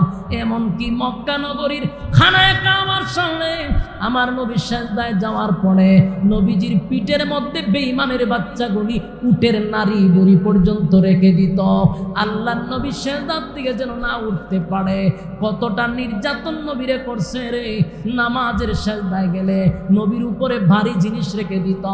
এত নির্যাতন করলো, নামাজের জন্য বেলাল রে মারলো, নামাজের জন্য খাব্বাব রে মারলো, কত সাহাবী শাহাদাত বরণ করলো। আল্লাহর নবী বলেন, আজকে আমি নাই, কিন্তু আমার সাহাবীরা এই বিশাল একটা জামাতে অংশগ্রহণ করছে। এই দৃশ্য দেখে আমি আর চোখের পানি আর ঠেয়ে রাখতে পারলাম না। আয়েশা, এটা আমার আনন্দের কান্না, আনন্দের কান্না, এটা আমার দুঃখের কান্না নয়, এটা আমার দুঃখের কান্না নয়। এই যুবক বানাম নবীজি চিৎকার দিয়া বলেন, সাহাবীরা শুন, নামাজ এমন একটা ইবাদত, সব ইবাদত আমরা করি, কিন্তু নামাজ এমন একটা ইবাদত যে ইবাদতের মাধ্যমে আমার মালিকের সঙ্গে কথা হয়। অন্য কোনো ইবাদতের মাধ্যমে মালিকের সঙ্গে কথা হয় না। কোরআন তেলাওয়াতের মাধ্যমে মালিকের সঙ্গে কথা হয়, নামাজের মাধ্যমে মালিকের সঙ্গে কথা হয়। আল্লাহ বলে, বন্ধু আপনাকে আমি 7 আসমান টপকাইয়া আর শাজিমে দাওয়াত দিয়া নিয়া বন্ধুরে আপনার পাশে বসাইয়া গল্প করছি। আপনি আমারে দেখছেন, আমি আপনারে দেখছি, কিন্তু আপনার উম্মতেরা দুনিয়ায় তাইকা নামাজের মধ্যে আমি আল্লাহকে আমি আল্লাহর সামনে দাঁড়াইয়া আমি মালিকের সঙ্গে তারা কথা বলবে। 7 আসমানে আসতে হবে না, জমিনে তাইকা আমি মালিকের সঙ্গে কথা বলবে, আমি মালিকের কুদরতি পায়ে তারা সেজদা দিবে। এই সুযোগ আপনার উম্মতকে আমি দিয়া দিলাম। আমার যুবক ভাইরা, তাই নবী দুনিয়ার থেকে বিদায় হওয়ার পরে বারবার বলছে, উম্মতেরা রে, নামাজ ছাড়বি না, নামাজ ছাড়বি না। আমার যুবক ভাইরা, খরমপুরের ভাইরা, আশেপাশে যাদের কানে আওয়াজ যায় গো, দরদ নিয়ে কথাগুলি বলতেছি, কোনো হিংসা নিয়ে না। বাংলাদেশে বহু পীর আছে, তারা যদি তাদের মুরিদান গুলারে শুধু নামাজের ওয়াজ করত, তাহলে বাংলাদেশে আর বেনামাজি থাকার কথা না। কারণ বাংলাদেশে কোনো না কোনো মানুষ কোনো পীরের কাছে মুরিদ আছে না নাই? আরো জুড়ে এই পীরগুলা যদি মানুষের কাছ থেকে লাউ, কদু আর গরু আর ছাগল না নিয়া যদি মানুষকে নামাজের তালিম দিত, মহিলাদেরকে পর্দার তালিম দিত, বাংলাদেশে বেপর্দা থাকে না, বাংলাদেশে বেনামাজি থাকে না, বাংলাদেশে সুদকুর থাকে না, বাংলাদেশে ঘুষখোর থাকে না। কারণ অধিকাংশ সুদকুর পীরের মুরিদ, অধিকাংশ বেনামাজি পীরের মুরিদ, অধিকাংশ বেপর্দা মহিলা পীরের মুরিদ। ঠিক কিনা? তাই পীরগুলা যদি পরকালের জন্য তারা পিরালি করতো, তাহলে মানুষগুলাকে জাহান্নাম থেকে বাঁচাইত। আল্লাহর কসম, তারা পিরাগি পরকালের জন্য করে না, দুনিয়ার পেট পূজারিতে ব্যস্ত। বাস্তব না বাস্তব? পীরের বাড়িতে গেলে উরুষের সময় গরু নিতে হয়, ছাগল নিতে হয়, ডিম নিতে হয়, লাউ নিতে হয়, কদু নিতে হয়। কিন্তু পীরে এগুলা নিয়েও যদি নামাজের ওয়াজ করত, এগুলা নিয়েও যদি পর্দার ওয়াজ করত, এগুলা নেওয়ার পরেও যদি সুদের বিরুদ্ধে, ঘুষের বিরুদ্ধে ওয়াজ করত, বাংলাদেশে এত অপকর্ম হয় না। কথা কোন ঠিক? আমরা ওলামায়ে কেরাম মাঠে ময়দানে ওয়াজ নসিহত করি, কিন্তু আমাদের কথা আপনারা যতটুকু শুনবেন, একজন পীরের কথা কিন্তু মুরিদে মারাত্মক শুনে। কথা না? পীরের লাগে জীবন দিয়া দেয়। কিন্তু এই পীর যদি এই জায়গায় তাইকা খালি এই তালিমটা দিত, বলে বাবা তোমরা কেউ সুদ খাও না, কোনো সুদকুর আমার মুরিদ হইবা না, কোনো ঘুষখোর আমার মুরিদ হইবা না, কেউ বেপরদায় থাকবা না, এই ওয়াজ কেমনে করবো? কারণ মহিলা দিয়ে নিজে ভাউটি পায়। বাস্তব না বাস্তব? আমার যুবক ভাই, একটা কথা আপনাদেরকে বলি, আল্লাহ নিজেই বন্ধুরে বলে, ইয়া আইয়ুহাল মুযাম্মিল কুমিল লাইলা ইল্লা কালিলা নিসফাহু আও ইনকুস মিনহু কালিলা আও জিদ আলাইহি ওয়ারাত্তিলিল কুরআন তারতিলা। বলল আপনি নামাজের জন্য দাঁড়িয়ে যান, রাতের যে কোনো একটা অংশ আমার জন্য দাঁড়ায়া যান। তার মানে আল্লাহ বন্ধুরে বলছে, রাতের অর্ধেক অথবা রাতের শেষ ভাগে আপনি দাঁড়ান। এই নামাজটাকে বলা হয় তাহাজ্জুদের নামাজ। কারণ তাহাজ্জুদের নামাজ ছাড়া কোনোদিন আল্লাহর ওলি হওয়া যায় না রে। 5 ওয়াক্ত নামাজ পড়ে জাহান্নাম থেকে বাঁচা যায়, কিন্তু তাহাজ্জুদ না পড়লে ওলি হওয়া যায় না। 5 ওয়াক্ত নামাজ পড়ে আপনি ওলি হইতে পারবেন, এটা মাথায় রাখবেন। 5 ওয়াক্ত নামাজ পড়ে কি হওয়া যাবে না? আরো জোরে কম। 5 ওয়াক্ত নামাজ পড়ে কোনোদিন ওলি হওয়া যায় না, তবে 5 ওয়াক্ত নামাজ পড়ে জান্নাতে যাওয়া যায়। 5 ওয়াক্ত নামাজ পড়লে জাহান্নাম থেকে বাঁচা যায়। ওলি হইতে গেলে ওভার টাইম লাগবে, আল্লাহর সঙ্গে আলগা ফিরিত করতে হবে। কথা ভাই, তাহাজ্জুদে দাঁড়াইয়া দাঁড়াইয়া আমার মালিকের সঙ্গে গভীর সম্পর্ক করতে হবে। পৃথিবীতে যারা আল্লাহর ওলি হয়েছে, তাহাজ্জুদ ছাড়া খোদার কসম কেউ ওলি হতে পারে নাই। তাই আল্লাহ বলছেন, বন্ধুত্ব হইতে গেলে গভীর রাত্রে দাঁড়ায়া যান। আল্লাহ নিজে তার বন্ধুর হয়, আপনার রাতের শেষ অংশ আমার জন্য দাঁড়ান। তারা আপনি যদি আমার সঙ্গে বন্ধুত্ব করতে চান, অবশ্যই শেষ রাতের নামাজ লাগবে। তার মানে তাহাজ্জুদ নামাজ লাগবে। কারা কারা পড়তে রাজি হাত তুলে দেন। লিল্লাহে তাকবীর, নারে তাকবীর। রাজি আছেন ইনশাআল্লাহ? আমার কথায় কি আপনারা কষ্ট পাইছো? কথা কি তিতা? আসলেই তিতা, কিন্তু তিতা জিনিস ফেডো গেলে কিন্তু শরীরের উপকার আছে। এই কথা সবার কাছে ভালো লাগবে এই নিয়তে ওয়াজ করি নাই। আমি যত জায়গাতেই ওয়াজ করি আমি জানি কথা না কইলে মানুষ ভালো থাকবো, কিন্তু আমার দরকার নাই তো অ্যান্টিবায়োটিক। যেগুলো আপনি আমার জীবনের প্রতিটা কথা দরকার সেটাই বলছি। মানা না মানে এটা আপনার ব্যাপার। মানলে আপনার ফায়দা, না মানলে আপনার ক্ষতি। আমার কোন সমস্যা আছে? মদিনা মদিনা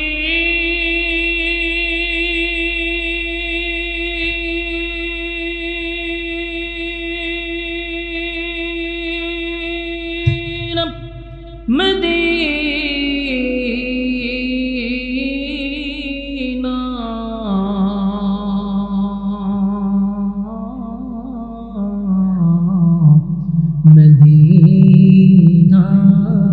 মদিনা মুমিনোं की गुनगुना दीदारे मदीना बलगल उला। कम कम एकेबारे कम, हल्का हल्का देन, बेशी ना।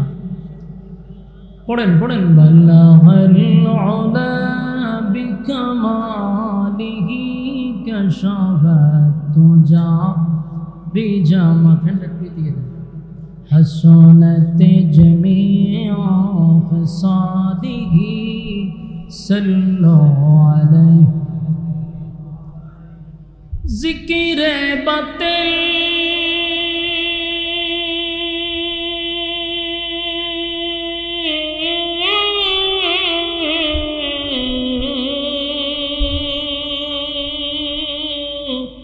खो हटा दे दिल से रब, जिक्र में तेरे लगा दे रोज शाब ला इलाहा जोड़े ला इलाहा इल्लल्लाह ला इलाहा ला इलाहा ला इलाहा इल्लल्लाह ला इलाहा।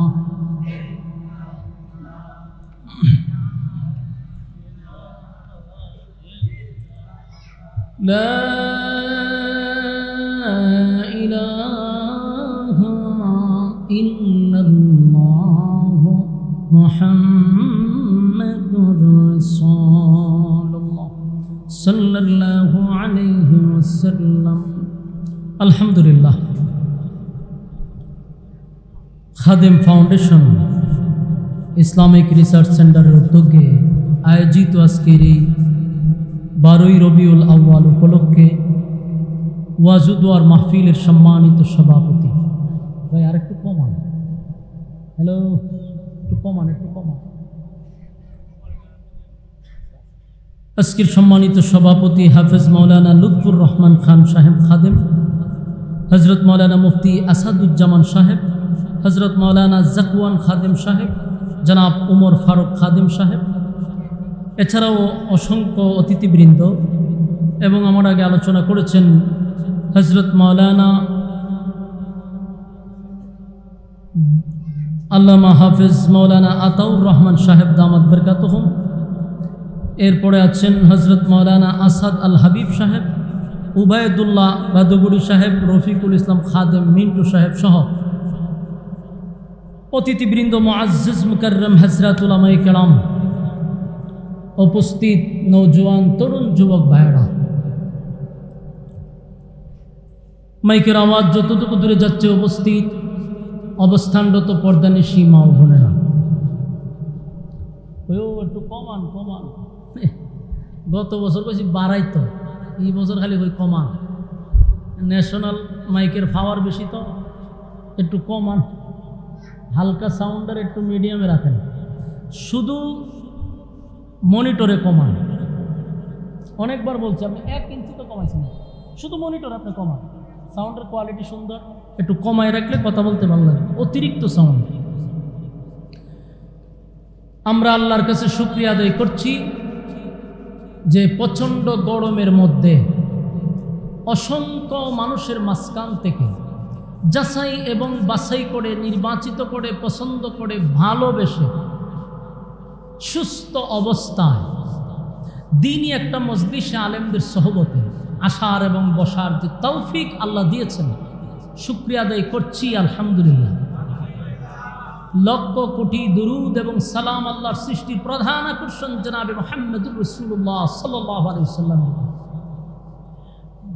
আউটপুটের সাউন্ড লড়ায় না, সুন্দর সাউন্ড, শুধু ভিতরে আপনি পারলে একটু মনিটরে কমান। সম্মানিত সুধী, আপনারা আসতে পেরে, বসতে পেরে খুশি না বেজার? রাস্তাঘাটে, দোকানপাটে এখনো যারা আছেন, বেহুদা, অনর্থক, অপ্রয়োজনীয় সময় যারা নষ্ট করতেছেন, আমি মনে করি বরকতি মজলিসে বসে যাওয়াটা উত্তম। এখানে যতক্ষণ বসা থাকবেন, নাজালাত আলাইহিমুস সাকিনা, উপর থেকে সাকিনা, রহমত নাজিল হবে। এরপরে আমাদের খাদেম সাহেব, উনি তো আপনাদের জন্য ফ্যানের ব্যবস্থা করা হয়েছে, ঠিক না? বা এই বাচ্চাগুলোরা তুলে দেন, সবাই কথা বলেন না, এরা তুলে দেন, পিছনে নিয়ে যান। ওটা ওটা পিছনে যাও, পোলা বান দিয়া কথা ডিস্টার্ব করে, পিছনে যাও, পিছনে যাও। আপনাদের ফ্যানের ব্যবস্থা করছে, কোনো অসুবিধা তো নাই, খুব আরামে বয়ান শুনবেন। কিন্তু ধৈর্যের সাথে মোনাজাত পর্যন্ত কারা কারা থাকবেন, এরকম কোনো নিয়ত আছে না আপনারা? না, হাত তুলেন। হাত লামাইছেন কা? বলে আমরা নিয়ত করছি মোনাজাত পর্যন্ত থাকবো ইনশাআল্লাহ। হাত লাম। ওয়াদা বরখেলাপ করা হইল মুনাফিকের খাসলত, ঠিক নেই? এখন যদি উঠতে যান, মুনাফিক হয়ে যাইবেন। আর পিছন দিয়ে স্লোগান দিব সবাই যে মুনাফিক যায়, ইজ্জত থাকবো নি? ইজ্জত বাঁচাইবার লাগে বইয়ে তখন লাগবে, এমন এক সিফাত করছেন।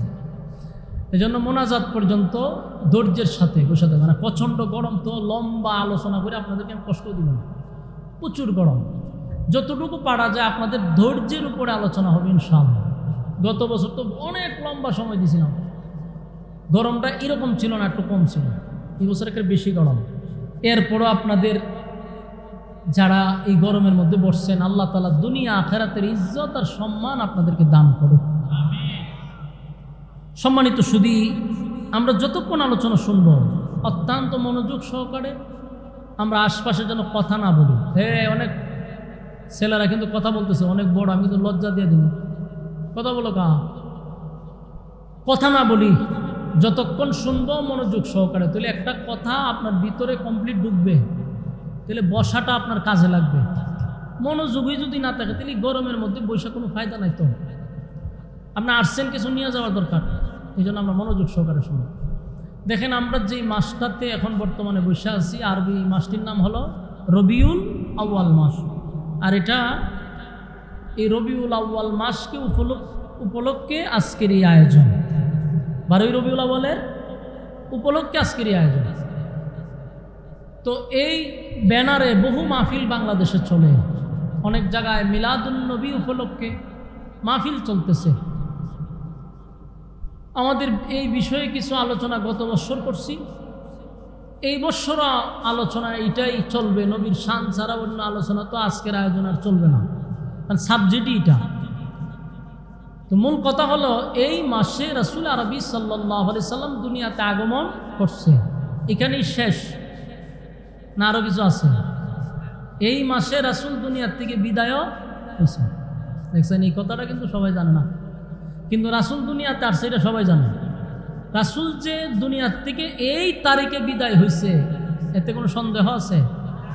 শুনেন, এখানে উলামায়ে কেরাম আছে, এদেরকে জিজ্ঞাসা করেন। রাসূলের জন্ম তারিখ নিয়ে ইখতিলাফ আছে, কেউ বলে 8 তারিখ, কেউ বলে 10 তারিখ, কেউ বলে 11 তারিখ, আবার কেউ 12 তারিখ। তার মানে ইখতিলাফ আছে। এই মাসেই জন্মগ্রহণ করছে, এটা বাস্তব, কিন্তু তারিখটা নিয়ে ইখতিলাফ আছে। কেউ বলতে পারবে না যে এই তারিখে জন্মগ্রহণ করছে, কারণ এই কথা বলার সাহস বাংলাদেশ পৃথিবীতে কারো নাই। কেন নাই? কারণ যখন রাসূল দুনিয়াতে আসছেন তখন কেউ লিখে রাখছেন, আর যেই যুগে রাসূল আসছিল ওই যুগের মানুষ এত শিক্ষিতও ছিল না। জাহিলিয়তের যুগ বলা হইতো, বর্বরের যুগ বলা হইতো। তো তখন তার লিখে রাখে নাই। এই জন্য এই তারিখটা ডাইরেক্ট কেউ বলতে পারবে না 12 তারিখ দুনিয়াতে আসছে, ইখতিলাফ আছে। কিন্তু একটা বিষয়ে কোনো ইখতিলাফ নাই, এটা হলো রাসূল যে 12ই রবিউল আউয়াল দুনিয়া থেকে বিদায় হয়েছেন, এতে কোনো ইখতিলাফ নাই। এখন এখানে যারা বসছেন আশা করি সবাই তো বুঝদার মানুষ বসছেন, বেবুঝ কেউ এখানে বসেন নাই। ছোট ছোট কয়েকজন পোলাপান থাকতে পারে, কিন্তু সবাই মোটামুটি বুঝেন, জবাব দিবেন। যেই তারিখটা নিয়ে কোনো ইখতিলাফ নাই, রাসূলের ওফাত 12ই রবিউল আউয়াল দুনিয়ার থেকে রাসূল বিদায় নিয়েছেন, এতে কোনো ইখতিলাফ নাই। কিন্তু রাসূল দুনিয়াতে আসছেন 12 তারিখ, এটা নিয়ে ইখতিলাফ আছে। এখন প্রশ্ন হইল, আপনারা যে এই তারিখটাকেই শুধু আগমনের আনন্দ হিসাবে নিয়ে নিলেন, আপনার মাথায় এটাও থাকতে হবে রাসূল এই তারিখে কিন্তু বিদায় হয়েছে। বিদায়ের ব্যথা কিন্তু আমাদের ভিতরে থাকতে হবে। আমার কথা আপনারা বেজার হইছ? বেজার হওয়ার কিছু নাই। ফরমালিং আশেক রাসূল দিয়ে লাভ নাই, তো ইনটেক আশেক রাসূল হইতে হবে। রাসূলের আশার থেকে যাওয়ার ব্যথা বেশি না কম? যাওয়ার ব্যথাটা বেশি।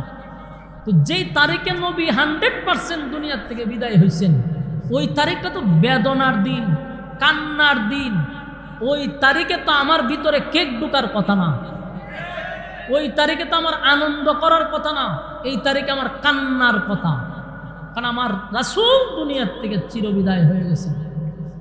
যদিও নবী রাসূলগণ একেবারে মরে যায় না আমরার মতো, আমাদের আকীদা হলো সমস্ত নবী রাসূলগণ কবরে জীবিত। সুবহানাল্লাহ বলেন, আমাদের আকীদা কি?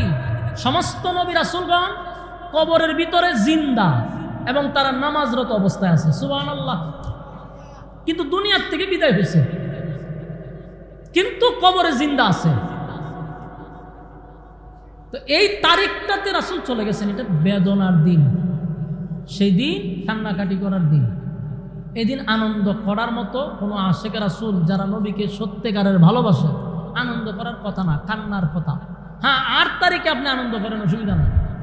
10 তারিখ আছে, কিন্তু এই 12 তারিখ তো 100% রাসূল বিদায় হয়েছে। দেখেন না, আমরা বাংলাদেশও বিএনপির 1 তারিখে জন্ম, আর 1 তারিখে আবার আওয়ামী লীগের মৃত্যু। মৃত্যু দিবস আর জন্ম দিবস কত মারামারি হইল না? বিএনপি যখন কেক কাটে তখন আওয়ামী লীগের কলজার মধ্যে সাবক ছুরি চালায়, কেকের মধ্যে যে ছুরি চালায়, এটা আর কলজাত গা লাগে। আমরার বাপ মরে গেছে গা, আর এরা কেক কাটে, এটা আর ভিতরে কষ্ট। তো রাসূল সাল্লাল্লাহু আলাইহি সাল্লাম বিদায় হয়েছেন, সমস্ত আশেকে রাসূলদের সেই দিনটা বেদনার দিন। এখন আসুন, রাসূল দুনিয়াতে আসছে, আমরা খুশি না বেজার? খুশি, সবাই খুশি। সমস্ত সৃষ্টি জগৎ নবীর আসার কারণে খুশি, বেজার হব কেন? এই দিনটা রাসূল দুনিয়াতে আসছে, এটা তো খুশির বিষয়। আসমান খুশি, জমিন খুশি, সূর্য চন্দ্র গ্রহ নক্ষত্র পাহাড় পর্বত সাগর নদী নালা খাল বিল কীট পতঙ্গ, আল্লাহর সৃষ্টি জগৎ সবাই খুশি। রাসূল দুনিয়াতে আসছে, আবু জাহেল খুশি, আবু লাহাব খুশি, আবু তালেব খুশি, সবাই খুশি। তো আমরাও খুশি, কিন্তু ঘটনাটা হইল তারিখটা তো একই দিনে পড়ে গেছে। এই জন্য আমরা আনন্দের চেয়ে ব্যথাটা বেশি, আমাদের কষ্টটা বেশি। সম্মানিত শুধু আল্লাহ রাসূল সাল্লাল্লাহু আলাইহি সাল্লামকে দুনিয়ায় পাঠাইছেন মানুষকে হেদায়েত দেওয়ার জন্য, নাকি? হেদায়েত দেওয়ার মালিক রাসূল। রাসূলকে পাঠাইছেন হেদায়েতের রাস্তা দেখায়া দেওয়ার জন্য। রাসূলকে পাঠাইছেন হেদায়েতের রাস্তা দেখায়া দেওয়ার জন্য। এই জন্য যারা রাসূলের জীবনী পড়বেন দেখবেন 3টা অধ্যায় আছে। একটা 40 বছরের অধ্যায়, একটা 13 বছর, একটা 10 বছর। এই কর্মসূচিও ভিন্ন। 40 বছরের কর্মসূচি হল নীরব ভূমিকা, 13 বছরের কর্মসূচি হল শুধু ধৈর্য ধারণ করা, মায়ের খাওয়া মায়ের দেওয়া না। 10 বছরের কর্মসূচি হল মায়ের খাওয়ার না, মায়ের দেওয়া না। তাহলে কর্মসূচি কয়টা? 3টা, এক একটার এক এক কর্মসূচি। তো রাসূল সাল্লাল্লাহু আলাইহি সাল্লাম দুনিয়াতে আসছে, এই উপলক্ষে আমরা কি করি? অনেক ব্যানারে দেই মিলাদুন নবী সাল্লাল্লাহু আলাইহি সাল্লাম উপলক্ষে আজকের এই মাহফিল। এখন মিলাদুন নবী উপলক্ষে মাহফিল, এখানে কি আলোচনা হবে? রাসূলের জীবন নিয়ে আলোচনা হবে। মিলাদ শব্দের অর্থ কি? কথা কয় না। মিলাদ শব্দের অর্থ হলো জন্ম। বলুন, মিলাদ শব্দের অর্থ জন্ম। আর আন-নবী আমাদের নবী, মিলাদুন নবী আমাদের নবীর জন্ম। তাহলে এই মাহফিলগুলোতে আলোচনা হবে কি? রাসূলের জন্ম নিয়ে। কিন্তু আমরা দেশের অনেকে বলি যে মিলাদুন নবী পালন করতে হবে। আমি এই জিনিসটা গত বছর আপনাদেরকে বুঝাইছি যে মিলাদুন নবী মানে রাসূলের জন্মটা পালন করার বিষয় না, এটা আলোচ্য বিষয়। বলুন, এটা কি পালনীয় না আলোচ্য? হ্যাঁ, বুঝা করেন। বলুন, আলোচনা করণ না পালন করণ? এটা আলোচ্য বিষয়। পালন কেমনে করবেন? নবী যেইভাবে জন্ম নিছে আপনি আমি জন্ম নিতে পারবো, তাহলে পালন করবেন কেমন? নবীর জীবনে যতগুলো অলৌকিক ঘটনা ঘটছে আমরা গোটায় দেখাইতে পারবো? দেখাইতে পারবো না, এটা পালনীয় হয় কিভাবে? এটা আলোচ্য। যত আলোচনা করবেন তত নফল ইবাদত বন্দেগীর সওয়াব দেওয়া হবে। কথা কি বুঝতেছেন? নবীর জীবনী যত আলোচনা করবেন তত কি হবে? নফল ইবাদত বন্দেগীর সওয়াব হবে। এমনকি নবীর প্রস্রাব পায়খানা নিয়ে আলোচনা করলেও আল্লাহ নফল ইবাদত বন্দেগীর সওয়াব দেয়। তাহলে এই মাহফিলগুলোতে আমরা কি করব? নবীর জন্ম নিয়ে আলোচনা করব। এটা পালন করার কোনো বিষয় না। পৃথিবীর কেউ এটা পালন করতে পারবে না। বলুন তো দেখি, নবী যেইভাবে জন্মগ্রহণ করছে এইভাবে পৃথিবীর কেউ জন্মগ্রহণ করতে পারবো? তাহলে আপনি পালন করবেন কেন? এটা হলো বাউতাবাজি। রাসূলের জন্মটা ছিল অলৌকিক, এটা পৃথিবীর কেউ পারবে না। রাসূল জন্মগ্রহণ করার পরে 7 আসমান 7 জমিন আল্লাহ ভ্রমণ করাইছে, আপনি পারবেন? তাহলে পালন করবেন কেন? এটা আলোচ্য বিষয়। এই ব্যানারে যত ওয়াজ হবে তখন আমরা রাসূলের শান মান নিয়ে আলোচনা করব। কিন্তু আফসোসের বিষয় হলো ওয়াজটা হয় নবীর শান নিয়ে আলোচনা করার জন্য, কিন্তু আলোচনাটা শুরু করে আমরা গানে টান মেরে দিই। এমন গান শুরু করে পুরা মাহফিল গানে আর কুথা নিয়ে শেষ হয়ে যায়। তুই নবীর আলোচনাটা করলি কোন জায়গায়? আবার সেওই বলবো আমরা নবীর শান নিয়ে আলোচনা করি। ভাই, তুই শানটা নিয়ে আলোচনা করলি কোন সময়? শুরুই করলি গান দিয়া, শেষও করলে গান দিয়া, মাঝখানে আলি কুতাইলি কেন? আমার নবীর শান মান নিয়ে আল্লাহ কোরআনে সূরা নাজিল করছে। নবীর শান মান নিয়ে আলোচনা করলে মানুষ শুনতে চায়, মানুষের ঈমান জিন্দা হয়। কিন্তু ভাই, তুই তোর কাছ থেকে তো আমি পাইলাম না, খালি পাইলাম কুকুর হাক্কুর কুকুর কাক্কুর কেতুর কুতুর কুতুর করতে। এই কুতাইতে কুতাইতে হেরা আমাশ হয়ে গেছে। কেন? তুই নাইলি নবীর শান কইতি, তো নবীর শান কও। নবীর শান যত মানুষ শুনবে তত ঈমান জিন্দা হবে। সুবহানাল্লাহ। আল্লাহ রাসূল, উনাকে আল্লাহ এমন এক চরিত্র দিয়া পাঠাইছে যেই চরিত্রের মধ্যে তিল পরিমাণ কোনো স্পট নাই। সুবহানাল্লাহ। আল্লাহ বলেন, আপনার চরিত্রের সার্টিফিকেট আমি কোরআনে দিয়ে দিছি। সুবহানাল্লাহ। কোরআনে আল্লাহ সার্টিফিকেট দিয়ে দিছে। وَإِنَّكَ لَعَلَى خُلُقٍ عَظِيمٍ। আযীম চরিত্র, এই চরিত্র দিয়ে পাঠাইছে। 40 বছর যে নীরব ভূমিকা ছিল, তো কাফের বেঈমানরাও নবীর বিরুদ্ধে কথা বলার সাহস পায় না। কইছে ওনার মতো ভালো মানুষ নাই, একটা কাফেরও ওনার কোনো বদনাম করতে পারে নাই। তো 40 বছর পরের কর্মসূচি একটু ভিন্ন। যেমন রাসূল আরবি সাল্লাল্লাহু আলাইহি সাল্লামকে আল্লাহ এত সম্মান মর্যাদা দিছে, উনি একা থাকতে পছন্দ করতেন, মাঝে মধ্যে খুব একা থাকতেন। তো অনেক সময় রাসূল কি করতেন? একা একা থাকতেন। কি দাও কথা কোনটা?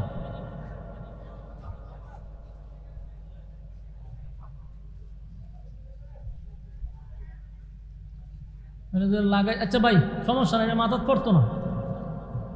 এদিকে এদিকে তাকান, এদিকে তাকান। উডা উডি চিল্লা চিল্লি করলে কি? আরে ভাই, এটা মাথা পড়তো না তো। যারা দেখছে এরা যাইতেছে কাজও। আপনারা ওইদিকে তাকান। রাসূল একা থাকতে পছন্দ করত।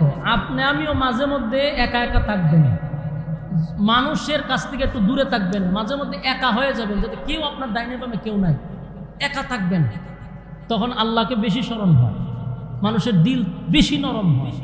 তো রাসূল করতেন কি, হেরা পর্বতে চলে যাইতেন, হেরা গুহাতে গিয়া চুপ করে রাসূল বসে থাকতেন ধ্যানমগ্ন অবস্থায়। ঘটনাক্রমে একদিন জিবরাইল আলাইহিস সালাতু ওয়াস সালাম তার পূর্ণ সূরত নিয়ে নবীর সামনে হাজির। এই ভাই আমার ওয়াজ শুনবেন না ছেড়ে দিতাম? এটা কি আপনার মাথাত পড়ছিনি?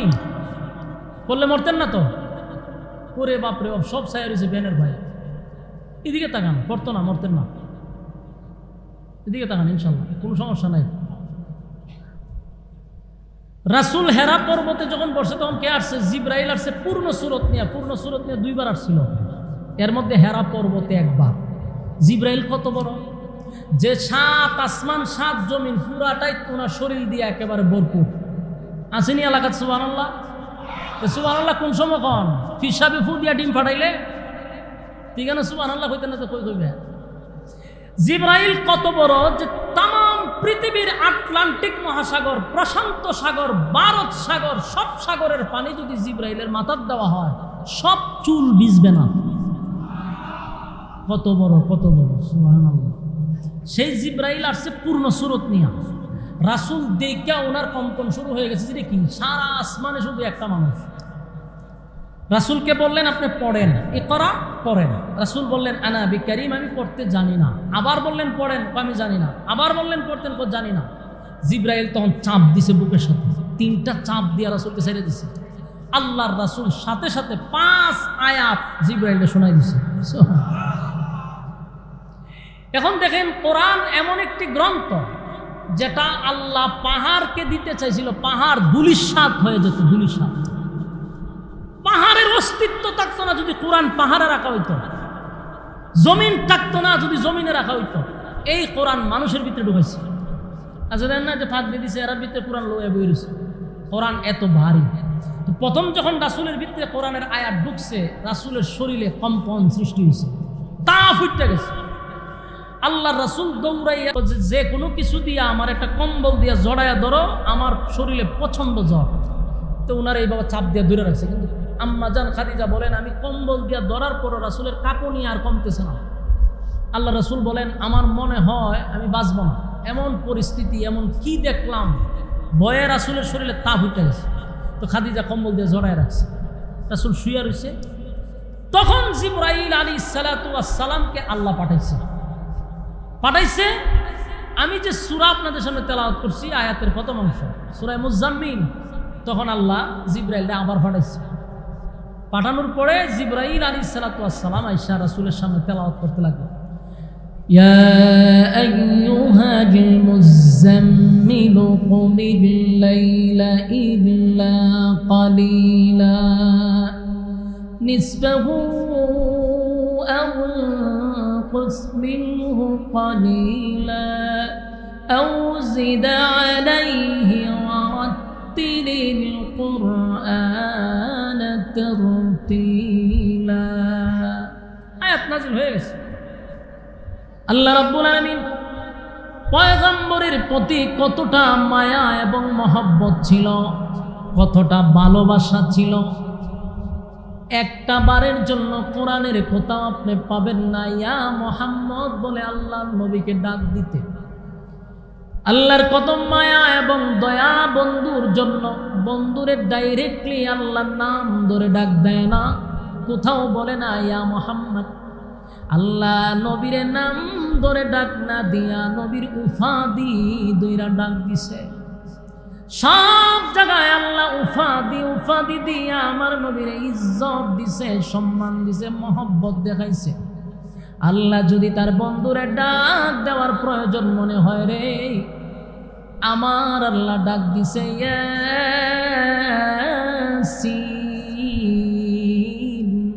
আল্লাহর যদি ডাক দেওয়ার প্রয়োজন হয়েছে, আল্লাহ বলছেন তাহা। আল্লাহর যদি ডাক দেওয়ার প্রয়োজন হয়েছে, আল্লাহ বলছেন ইয়া আইয়ুহাল মুজাম্মিল, ইয়া আইয়ুহাল মুদাসসির। আল্লাহ তার বন্ধুরে উফাদি দিয়া ডাক দিল, আল্লাহ বলেন ইয়া আইয়ুহাল মুযাম্মিল, এ কমলিওয়ালা, কম্বল নিয়ে শুয়ে আছেন, আপনি জাগ্রত হন। কম্বল লইয়া যদি শুয়ে থাকেন গো বন্ধু, আপনার মিশন সাকসেস হবে না। এইভাবে যদি শুয়ে থাকেন আপনার কাজ কমপ্লিট হবে না। আমি আল্লাহ আপনারা যে কাজের জন্য পাঠাইলাম সেই কাজ আপনার কমপ্লিট করা দরকার। তাই উঠে যান, দাঁড়িয়ে যান। ইয়া আইয়ুহাল মুযাম্মিল, এ কমলিওয়ালা, ইয়া আইয়ুহাল মুযাম্মিল কুমিল লাইলা ইল্লা কালিলা নিসফাহু আও ইনকুস মিনহু কালিলা। এই মাইকে সাউন্ড দেন ভাই, আবদার করছেন, আমি রাখতেছি। এই আস্তে, কথা না বলি ভাই, কথা না বলি, কথা না বলি ভাই। বসেন বসেন। আমাদের হরসপুরের মাদ্রাসার, আপনার আব্বার নাম জানি কি? সিরাজে সাহেব, পরিচিত মানুষ, আবদার করছেন। আর বিশেষ করে আপনাদের এই আজকের যে আয়োজন, খাদেম ফাউন্ডেশন, ভাই আমরা কথা না বলি, খাদেম ফাউন্ডেশনের পক্ষ থেকে যে আয়োজনগুলো উনি করছেন, ওনার যে দীর্ঘ একটা পরিকল্পনা, এটা কিন্তু ভালো। এখানে অনেকগুলো দেখলাম মাদ্রাসা, এতিমখানা, তারপরে আপনার হিকমা, তারপরে মুসল্লি উন্নয়নের পরিষদ, তারপরে মুরব্বীদের কোরআন শিক্ষার ব্যবস্থা, ওনার অনেক প্ল্যান দেখলাম, আমার সাথে আলাপও করছে। এরকম যদি দিনের কাজ করে একটা ফাউন্ডেশন দিয়ে, তো ভালো না খারাপ? ভালো উদ্যোগ। আল্লাহ তাআলা দুলাল খাদেমকে হায়াতও বাড়ায় দেয়, আল্লাহ হায়াতের মধ্যে বরকত বাড়ায় দেয়। ওনারে দিয়ে দিনের খেদমত হচ্ছে, আল্লাহ ওনাকে সুস্থ রাখুক, দোয়া করি। মাদ্রাসা করছেন, মসজিদ করছেন, আরও অনেক ফাউন্ডেশন উনি করার উদ্যোগ নিচ্ছেন। লক্ষণ এবং উদ্দেশ্য ভালো, দোয়া করবেন ইনশাআল্লাহ। আচ্ছা, একটা গজলের জন্য আবদার করছেন। আমি প্রফেশনাল কোনো শিল্পীও না, এরপর আপনারা আমার কাছে চাইছেন, হালকা একটু দিলেন। আমি আমার একটা কিছুদিন আগে একটা গজল, মানে রাতে রাসূল, এটা হয়তো রিলিজ হয়েছে, আপনারা দেখছেন। এটা কয়েকটা কলি গায়ে আপনারা আমার সাথে গাইবেন, পারবেন নি? আমার সাথে গাইতে আল্লাহ রাসূল শুয়ে আছেন প্রেমের বাগানে, নবীর নাম শুনি কানে, তারে দেখিনি জীবনে, নবীর নাম শুনি কানে, তারে দেখিনি জীবনে। আল্লাহ রাসূল শুয়ে আছেন প্রেমের বাগানে, আল্লাহ রাসূল শুয়ে আছেন প্রেমের বাগানে, নবীর নাম শুনি কানে, তারে দেখিনি জীবনে, নবীর নাম শুনি কানে, তারে দেখিনি জীবনে।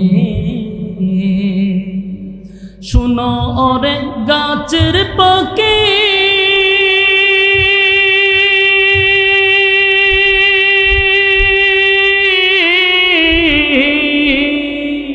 করছো কেন ডাকা ডাকি, শুনো ওরে গাছের পাখি,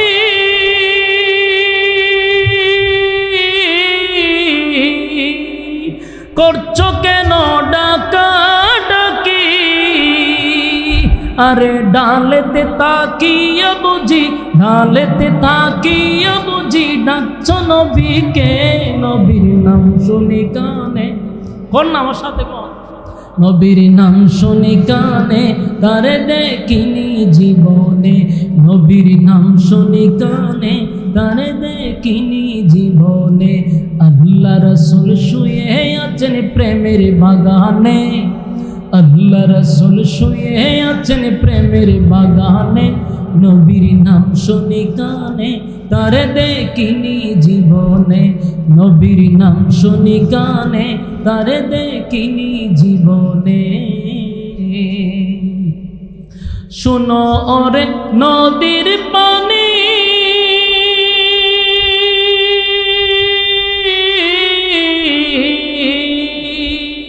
করছো কেন ছোটা ছুটি, শুনো ওরে নদীর পানি,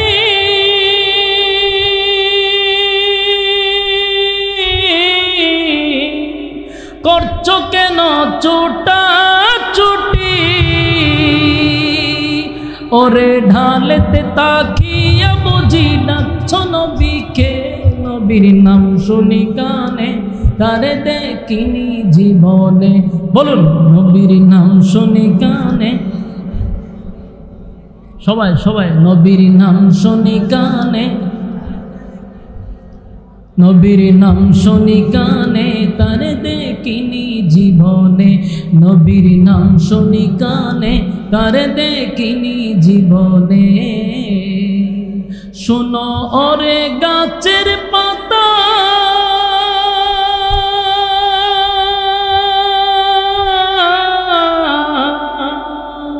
করছো কেন নড়াচড়া, শুনো ওরে গাছের পাতা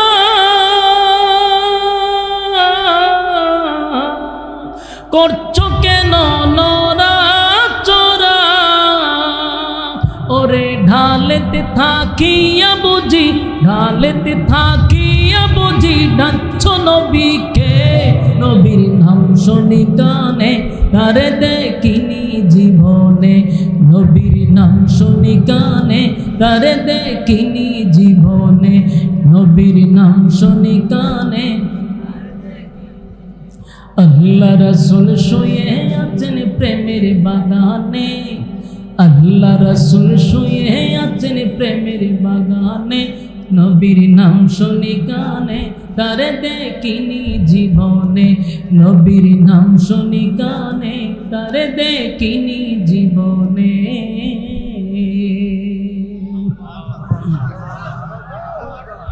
যাক এখন আমরা দুরূদ শরীফ পড়ি, দোয়া করবেন ইনশাআল্লাহ। সবাই দুরূদ শরীফ পড়ি, আল্লাহুম্মা সাল্লি আলা।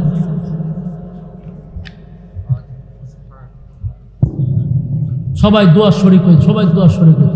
اللهم آمين. ربنا ظلمنا أنفسنا وإن لم تغفر لنا وترحمنا لنكونن من الخاسرين.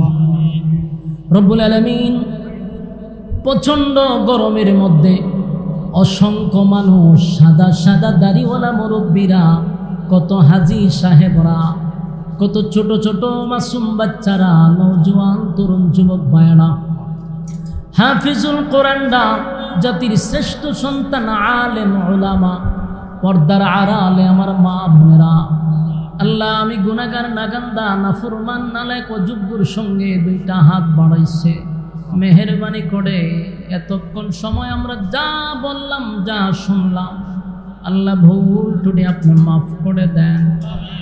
সবের হাদিয়া কোটি কোটি গুণ বাড়াইয়া বিশ্বনবীর রওজা মুবারকে পৌঁছায়া দেন। বাবা আদম থেকে নিয়ে আজকে পর্যন্ত যত মুমিন মুমিনাত কবরে শায়িত প্রত্যেকের পৌঁছায়া। আমরা যারা হাত বাড়াইছি আমাদের মধ্যে অনেকের মা নাই, বাবা নাই, দাদা নাই, দাদি নাই, নানা নাই, নানি নাই, শ্বশুর নাই, শাশুড়ি নাই, আত্মীয় স্বজন ভাই বারাদর পরামর্শী হকদার দাবিদার মায়ের মানুষ, মহব্বতের মানুষ অন্ধকার কবরে চলে গেছে। জানি না গো আল্লাহ কোন অবস্থায় কোন হালতে কবরের জিন্দগিতে আছে। আল্লাহ মেহেরবানি করে আজকের এই উসিলায় আপনি তাদের কবরের আযাব মাফ করে দেন। আমাদের আব্বা আম্মা যারা বেঁচে আছে হায়াতে আমলে আপনি বরকত বাড়ায়া দেন। আল্লাহ আমাদের আব্বা আম্মা ছোটবেলা যেইভাবে লালন পালন করছে আপনি সেইভাবে লালন পালন করেন। রব্বির হামহুমা কামা রাব্বায়ানি সাগীরা, ছোটবেলা যেইভাবে লালন পালন করছে আপনি তাদেরকে কুদরতিভাবে লালন পালন করেন। রব্বুল আলামিন আমরা যারা হাত, অসংখ্য মানুষের কত আবদার কত আশা লইয়া হাত বাড়াইছে, আল্লাহ যারা অভাবে আছে অভাব আপনি দূর করে দেন। আল্লাহ যারা ঋণগ্রস্ত আছে ঋণ থেকে মুক্তি দেন, যারা পেরেশানিতে আছে পেরেশানি দূর করে দেন। যে যেই সমস্যার মধ্যে আছে ওনাদের ব্যবসা বাণিজ্য খামাই রোজগারে বরকত বাড়ায়া দেন। খাদেম ফাউন্ডেশনের আওতাধীন যত ধরনের প্ল্যান চলতেছে প্রত্যেকটাকে আল্লাহ দিনের জন্য ইসলামের জন্য আপনি কবুল করেন। আল্লাহ এই খাদেম ফাউন্ডেশনের জড়িত সবাইকে আপনি নেক হায়াত বাড়ায়া দেন। আল্লাহ এই এলাকাটাকে আপনি আমাদের দিনের জন্য কবুল করেন। সহি বুঝ প্রত্যেকটা মুসলমানের কলবে আপনি ঢোকায়া দেন। ইসলাম বুঝার মতো তৌফিক দান করেন আল্লাহ। শিরিক থেকে হেফাজত করেন, বেদাত থেকে হেফাজত করেন আল্লাহ, গুনাহ থেকে তাদেরকে হেফাজত করেন রব্বুল আলামিন। আমার ডাইনে বামে সামনে পিছনে যত গুরুস্থান আছে, খাদেম ফাউন্ডেশনের দুলাল ভাইয়ের আত্মীয় স্বজন, মা বাবা দাদা দাদি নানা নানি আত্মীয় স্বজন যারা কবরে গেছে তাদের কবরে সব পৌঁছায়া দেন। আমরা যারা হাত বাড়াইছি আমাদের আব্বা আম্মার কবরে সব পৌঁছায়া দেন। যারা জীবিত আছে হায়াত বাড়ায়া দেন রব্বুল আলামিন। আমরা যারা হাত বাড়াইলাম আমাদের পক্ষ থেকে আপনার দরবারে দরখাস্ত, গোটা বিশ্বের মুসলমানদেরকে আপনি হেফাজত করেন আল্লাহ। ফিলিস্তিনের মা বোনদেরকে হেফাজত করেন আল্লাহ। আরাকানের মা বোনদেরকে হেফাজত করেন আল্লাহ। উইগুরের মুসলমানদেরকে হেফাজত করেন। বিশ্বের যেখানে মুসলমান নির্যাতিত আপনার আসমানি সাহায্য পাঠান আল্লাহ। বেঈমানদেরকে লাল চামড়া কুত্তাগুলিদেরকে ধ্বংস করে দেন, মুসলমানদেরকে বিজয় দান করেন আল্লাহ। শেষ দরখাস্ত, আমরা যারা হাত বাড়াইছি গুনাহ লইয়া হাত বাড়াইছি, নিষ্পাপ বানাইয়া বাড়ির দিকে পৌঁছায়া দেন। যা বললাম যা শুনলাম নবীজির জুতার দুলার বরকতে দুয়ারে কবুল করেন, নবীজির জুতার দুলার বরকতে দুয়ারে কবুল করেন। সুবহানা রাব্বিকা রাব্বিল ইজ্জাতি وأشهد أن سيدنا وسندنا وحبيبنا ومولانا محمدا عبد الله ورسوله أرسله بالحق بشيرا ونذيرا وداعيا إلى الله بإذنه وسراجا منيرا.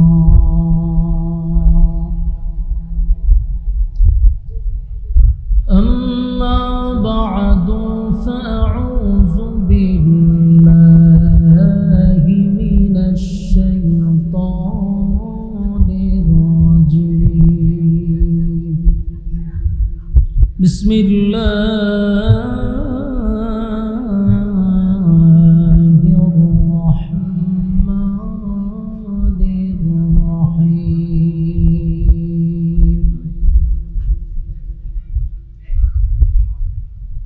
يا أيها المزمل قم الليل إلا قليلا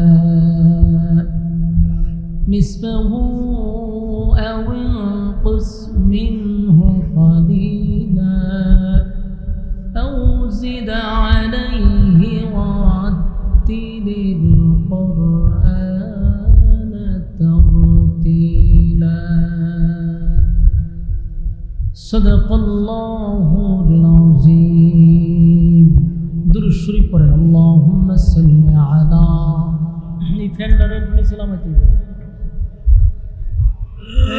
ফেন্ডারের সালাম ডাইরেক্ট মাউথে এসে দুরূদ শরীফ পড়েন আল্লাহুম্মা সাল্লি আলা মুহাম্মাদিন নিসালামান মুহাম্মাদিন ওয়া আলা আলি এত নিচে না এই ঠিক আছে চলবে এদিকে ঘুরাই দেন মুহাম্মাদিন ওয়া আলা আলি মুহাম্মাদ কামা সাল্লাইতা আলা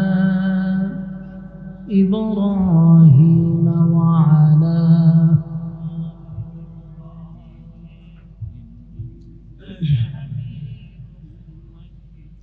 اللهم بارك على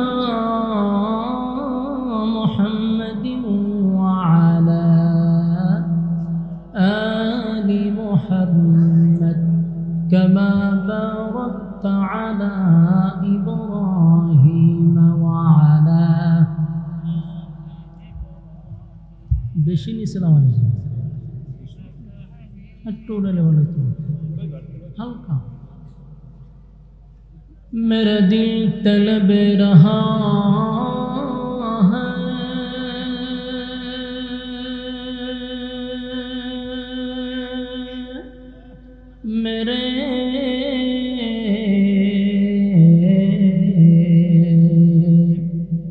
जल रहा है सीना, हे दवा वही मिलेंगे मुझे ले चलो मदीना बलगल औला। ऑपरेटर कोई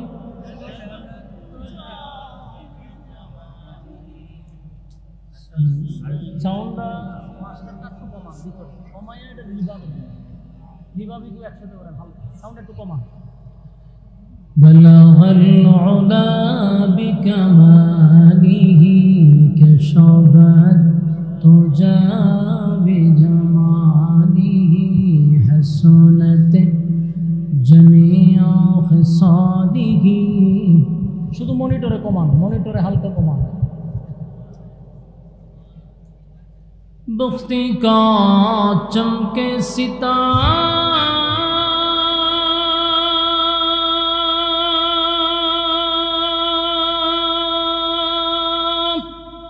हाजिरी का हो इशारा, देखे कर रो प्यारा बलगल औला। ऑपरेटर कोई মনিটরের সাউন্ড একটু কমায়, আর রিভাব দেন না কেন? রিভাবই কি করেন, মনিটরে কমান। হাসনাত জামিআ খিসালিহি সাল্লাল্লাহু রিভাব অথবা ইকু দেন হালকা। بلغ العلا بكماله كشف الدجى بجمع। রিভাব দেন অথবা ইকু দেন। সাল্লাল্লাহু আলাইহি, মনিটর একটু কমান, পড়েন। বলগল উলা বিকামালিহি কাশাফাত তুজা বিজামালিহি হাসনাত।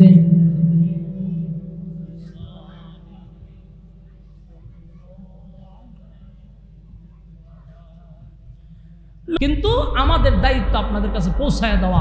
তাই কথাগুলি বললাম, আল্লাহ তাআলা বলনেওয়ালা শুননেওয়ালা উভয়কে সহি আমল করার তৌফিক দান করুক।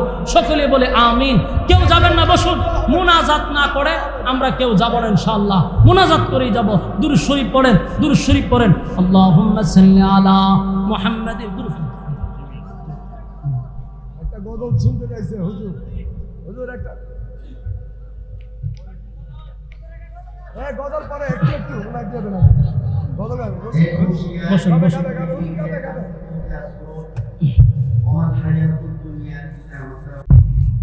जिसके सामने सब बराबर है, अमीर व फकीर, हस्बुनाल्लाहु व निअमल वकील, निअमल मौला व निअमल नसीर। हर जानदार का हुआ है एक भी कुव्वत मौत, कुल्लु नफ्सिन जायक़ातुल मौत। और खत्म हुआ दुनिया को पाने का जुनून, इन्ना लिल्लाहि व इन्ना इलैहि राजिऊन।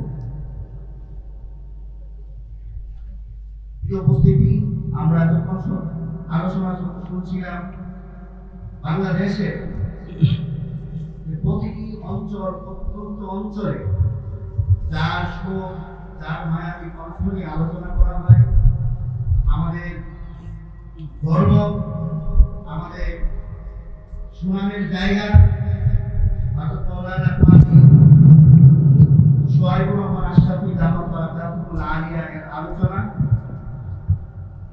ইনশাআল্লাহ আমরা তার দোয়ার মাধ্যমে ইয়াউমা লা ইয়ানফাউ মালুন ওয়ালা বানুন ইল্লা মান আতাল্লাহা বিকলবিন সালিম, যে মওতের পরে সবচাইতে যে কলবটা কাজে আসবে, মানে আল্লাহর কাছে কোনো কলব সম্পদ কাজে আসবে না, একমাত্র কাজে আসবে কলবে সালিম, মানে সুস্থ আত্মা। আর আত্মা সুস্থ হওয়ার যে কারিকুলাম সবকিছু আমরা শুআয়ব আহমদ আশরাফী এর আলোচনার মাধ্যমে শুনেছি আলহামদুলিল্লাহ। তিনি দোয়া করবেন এবং দোয়া করার পূর্বে আজকের এই অনুষ্ঠানে যিনি অক্লান্ত পরিশ্রম করেছেন, আজকে যার জন্য এই মাহফিল হয়েছে, খাদেম গ্রুপ এর প্রতিষ্ঠাতা চেয়ারম্যান এবং খাদেম foundation Islamic research centre Akhaura এর চেয়ারম্যান মহোদয় জনাব MNH খাদেম দুলাল সাহেব, এখন তিনি সংক্ষিপ্ত আলোচনা করবেন এবং তার আলোচনা এবং তার অনুভূতি পড়ে ইনশাআল্লাহ আমরা আমাদের যিনি কাঙ্ক্ষিত বক্তা ছিলেন, যাকে আমরা মনে প্রাণে ভালোবাসি, যার সুরের জন্য আমরা চোখ অনবরত পানি ঝরঝর করে ফেলি, ইনশাআল্লাহ সোহাইবুর রহমান আশরাফি সাহেব দামাত বারাকাতুহুল্লাহ আলিয়া, তিনি দোয়া করবেন। তার দোয়ার পূর্বে সংক্ষিপ্ত অনুভূতি আজকের এই অনুষ্ঠানে সংক্ষিপ্ত অনুভূতি পেশ করছেন অত্র প্রতিষ্ঠানের সম্মানিত পরিচালক চেয়ারম্যান জনাব MNH খাদেম দুলাল।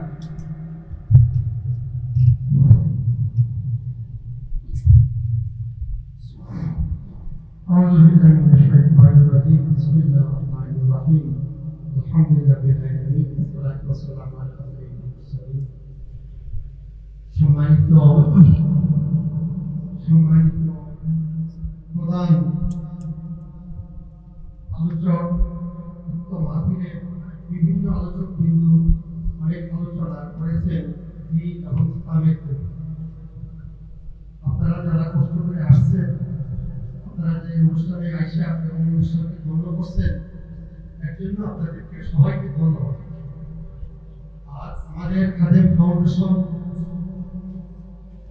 সেবামূলক প্রতিষ্ঠান, আমাদের এই ফাউন্ডেশনের মাধ্যমে 10টি সেবামূলক কার্যক্রম পরিচালিত হয়ে থাকে। এটা খাদেম ফাউন্ডেশন কমপ্লেক্স। এই ফাউন্ডেশনের জন্য দোয়া করবেন। এই সমস্ত কার্যক্রমগুলো আমাদের 10টা যে আমাদের সেবামূলক কার্যক্রম, একটা খাদেম গ্রুপ, একটা খাদেম ফাউন্ডেশন জামে মসজিদ, একটা খাদেম বয়স্ক আশ্রয় কেন্দ্র, একটা খাদেম ক্লিনিক, একটা খাদেম কর্মসংস্থান বহুমুখী প্রকল্প, শামসুদ্দিন তাহফিজুল কুরআন মাদ্রাসা ওয়াকিলখানা, কোহিটা ইসলামিয়া বালিকা মাদ্রাসা ওয়াকিলখানা, নুরে তালিমুল কুরআন ও সুন্নাহ একাডেমি ইকমা লিমিটেড, মুসলিম উন্নয়ন পরিষদ। এই প্রতিষ্ঠানগুলো যাতে আল্লাহ পাক কবুল করে এবং এই প্রতিষ্ঠানে আপনারা যারা আছেন, আপনারা যারা উপস্থিত আছেন এবং আমাদের গ্রামবাসী এলাকাবাসী সবাই আপনি সহযোগিতা করবেন এবং সবাই নির্দেশনা দিবেন। আল্লাহ পাক যাতে এই প্রতিষ্ঠানগুলো কেমন পর্যন্ত আমরা জানি না, তো আপনাদেরকে আর করবো না। আপনারা আমাদের প্রতিষ্ঠানের দোয়া করবেন। আর আপনারা যারা আছেন সবার কাছে বিশেষ আমি আবেদন জানাচ্ছি, আমাদের মূল ত্রুটি বা আমাদের ব্যবস্থাপনায় আপনাদের কোনো যদি কোনো মনে কষ্ট পেয়ে থাকেন, আল্লাহর রাস্তায় আমাদেরকে ক্ষমা করবেন, মাফ করবেন। এই বলে আমার বক্তব্য শেষ করছি। সর্বশেষ আমরা এই প্রতিষ্ঠানে আজকে 10 বছর এই প্রতিষ্ঠানে আজকে 12 বছর আপনাদের প্রতিবাদ হয়েছে। আমরা একটা স্মরণিকা করব। এই স্মরণিকার ঘোষণা আমাদের প্রধান মেহমান আপনাদের সাহেব আহমদ আশরাফি সাহেব আপনাদের ঘোষণা দিবেন। আমরা অচিরেই এই স্মরণিকাটা আমরা প্রকাশ করব। আপনারা যদি কার কোনো আপনাদের আমার নবীর সাথে টাকা দিতে চান, আপনি টাকা দিবেন, সেটা আমরা স্মরণিকাতে আমরা সংরক্ষিত করব। আমরা এই স্মরণিকাটা ইনশাআল্লাহ আল্লাহর মধ্যে যাতে আমার নবীর সাথে এই স্মরণিকাটা করব এবং প্রতিষ্ঠানে আমাদের প্রতিষ্ঠানের কর্মকাণ্ড আমরা এই স্মরণিকাতে আমরা উপস্থাপন করব। সেটা আমরা আশা করব কি আমাদের কাছে পরবর্তী পর্যায়ে যাতে আপনাদের স্মরণিকাটা আপনাদের পাঁচ বা পরে বয়সে আপনাদের ইসলামের আপনাদের জন্য আপনাদের কাছে নিবেদিত হতে পারে। তো সেই বলে আমার বক্তব্য শেষ করছি। এখন কিছু বক্তব্য রাখবেন আমার বড় ভাই ওমর ফারুক খাদেম ইমাম আপনাদের সভাপতি। আসসালামু আলাইকুম ওয়া রাহমাতুল্লাহি ওয়া বারাকাতুহু। সংক্ষেপ সময় কম।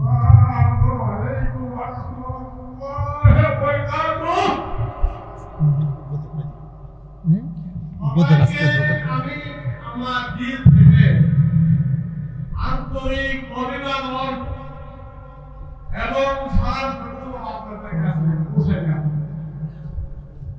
আমি মাধ্যমিকে ফাউন্ডেশনের 10টা সহযোগী আছে আর সরলিকা পত্রিকা মাস যে আপনার যেটা ম্যাগাজিন ম্যাগাজিন বের করা হবে ফাউন্ডেশন দিয়ে এটা আর কি রিসেন্ট বিভিন্ন আজকে মাহফিলে এই বিভিন্ন কার্যক্রম আল্লাহ রাসূলের সামনে খাদেম নামে 5টা এটা হেফজখানা এটা ওইটা দরা পর্যন্ত আর নুরানি আর হিকমা আমরা আপনার যেতে পারে আর কি গরিব ছেলে মেয়ে বিদেশে পাঠাই আর মুসল্লি এই যে কার্যক্রম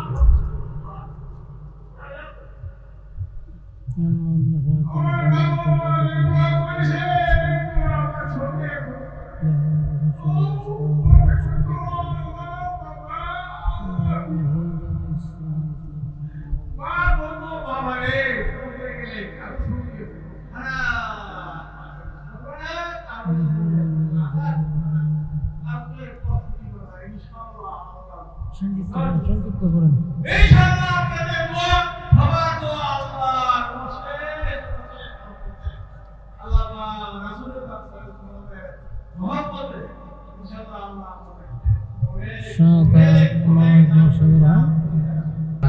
দোয়ার পরও বসে আছে একটা কদম হবে হবে হবে ইনশাআল্লাহ সবার রিকোয়েস্ট এবং সবার অনুরোধ এই নাসিক শোনার জন্য এখন দুটো নাসিক পরিবেশন করে ইনশাআল্লাহ আমরা সবাই তুলে আপনাদের ঠিক আছে ভাই ঠিক আছে হয়েছে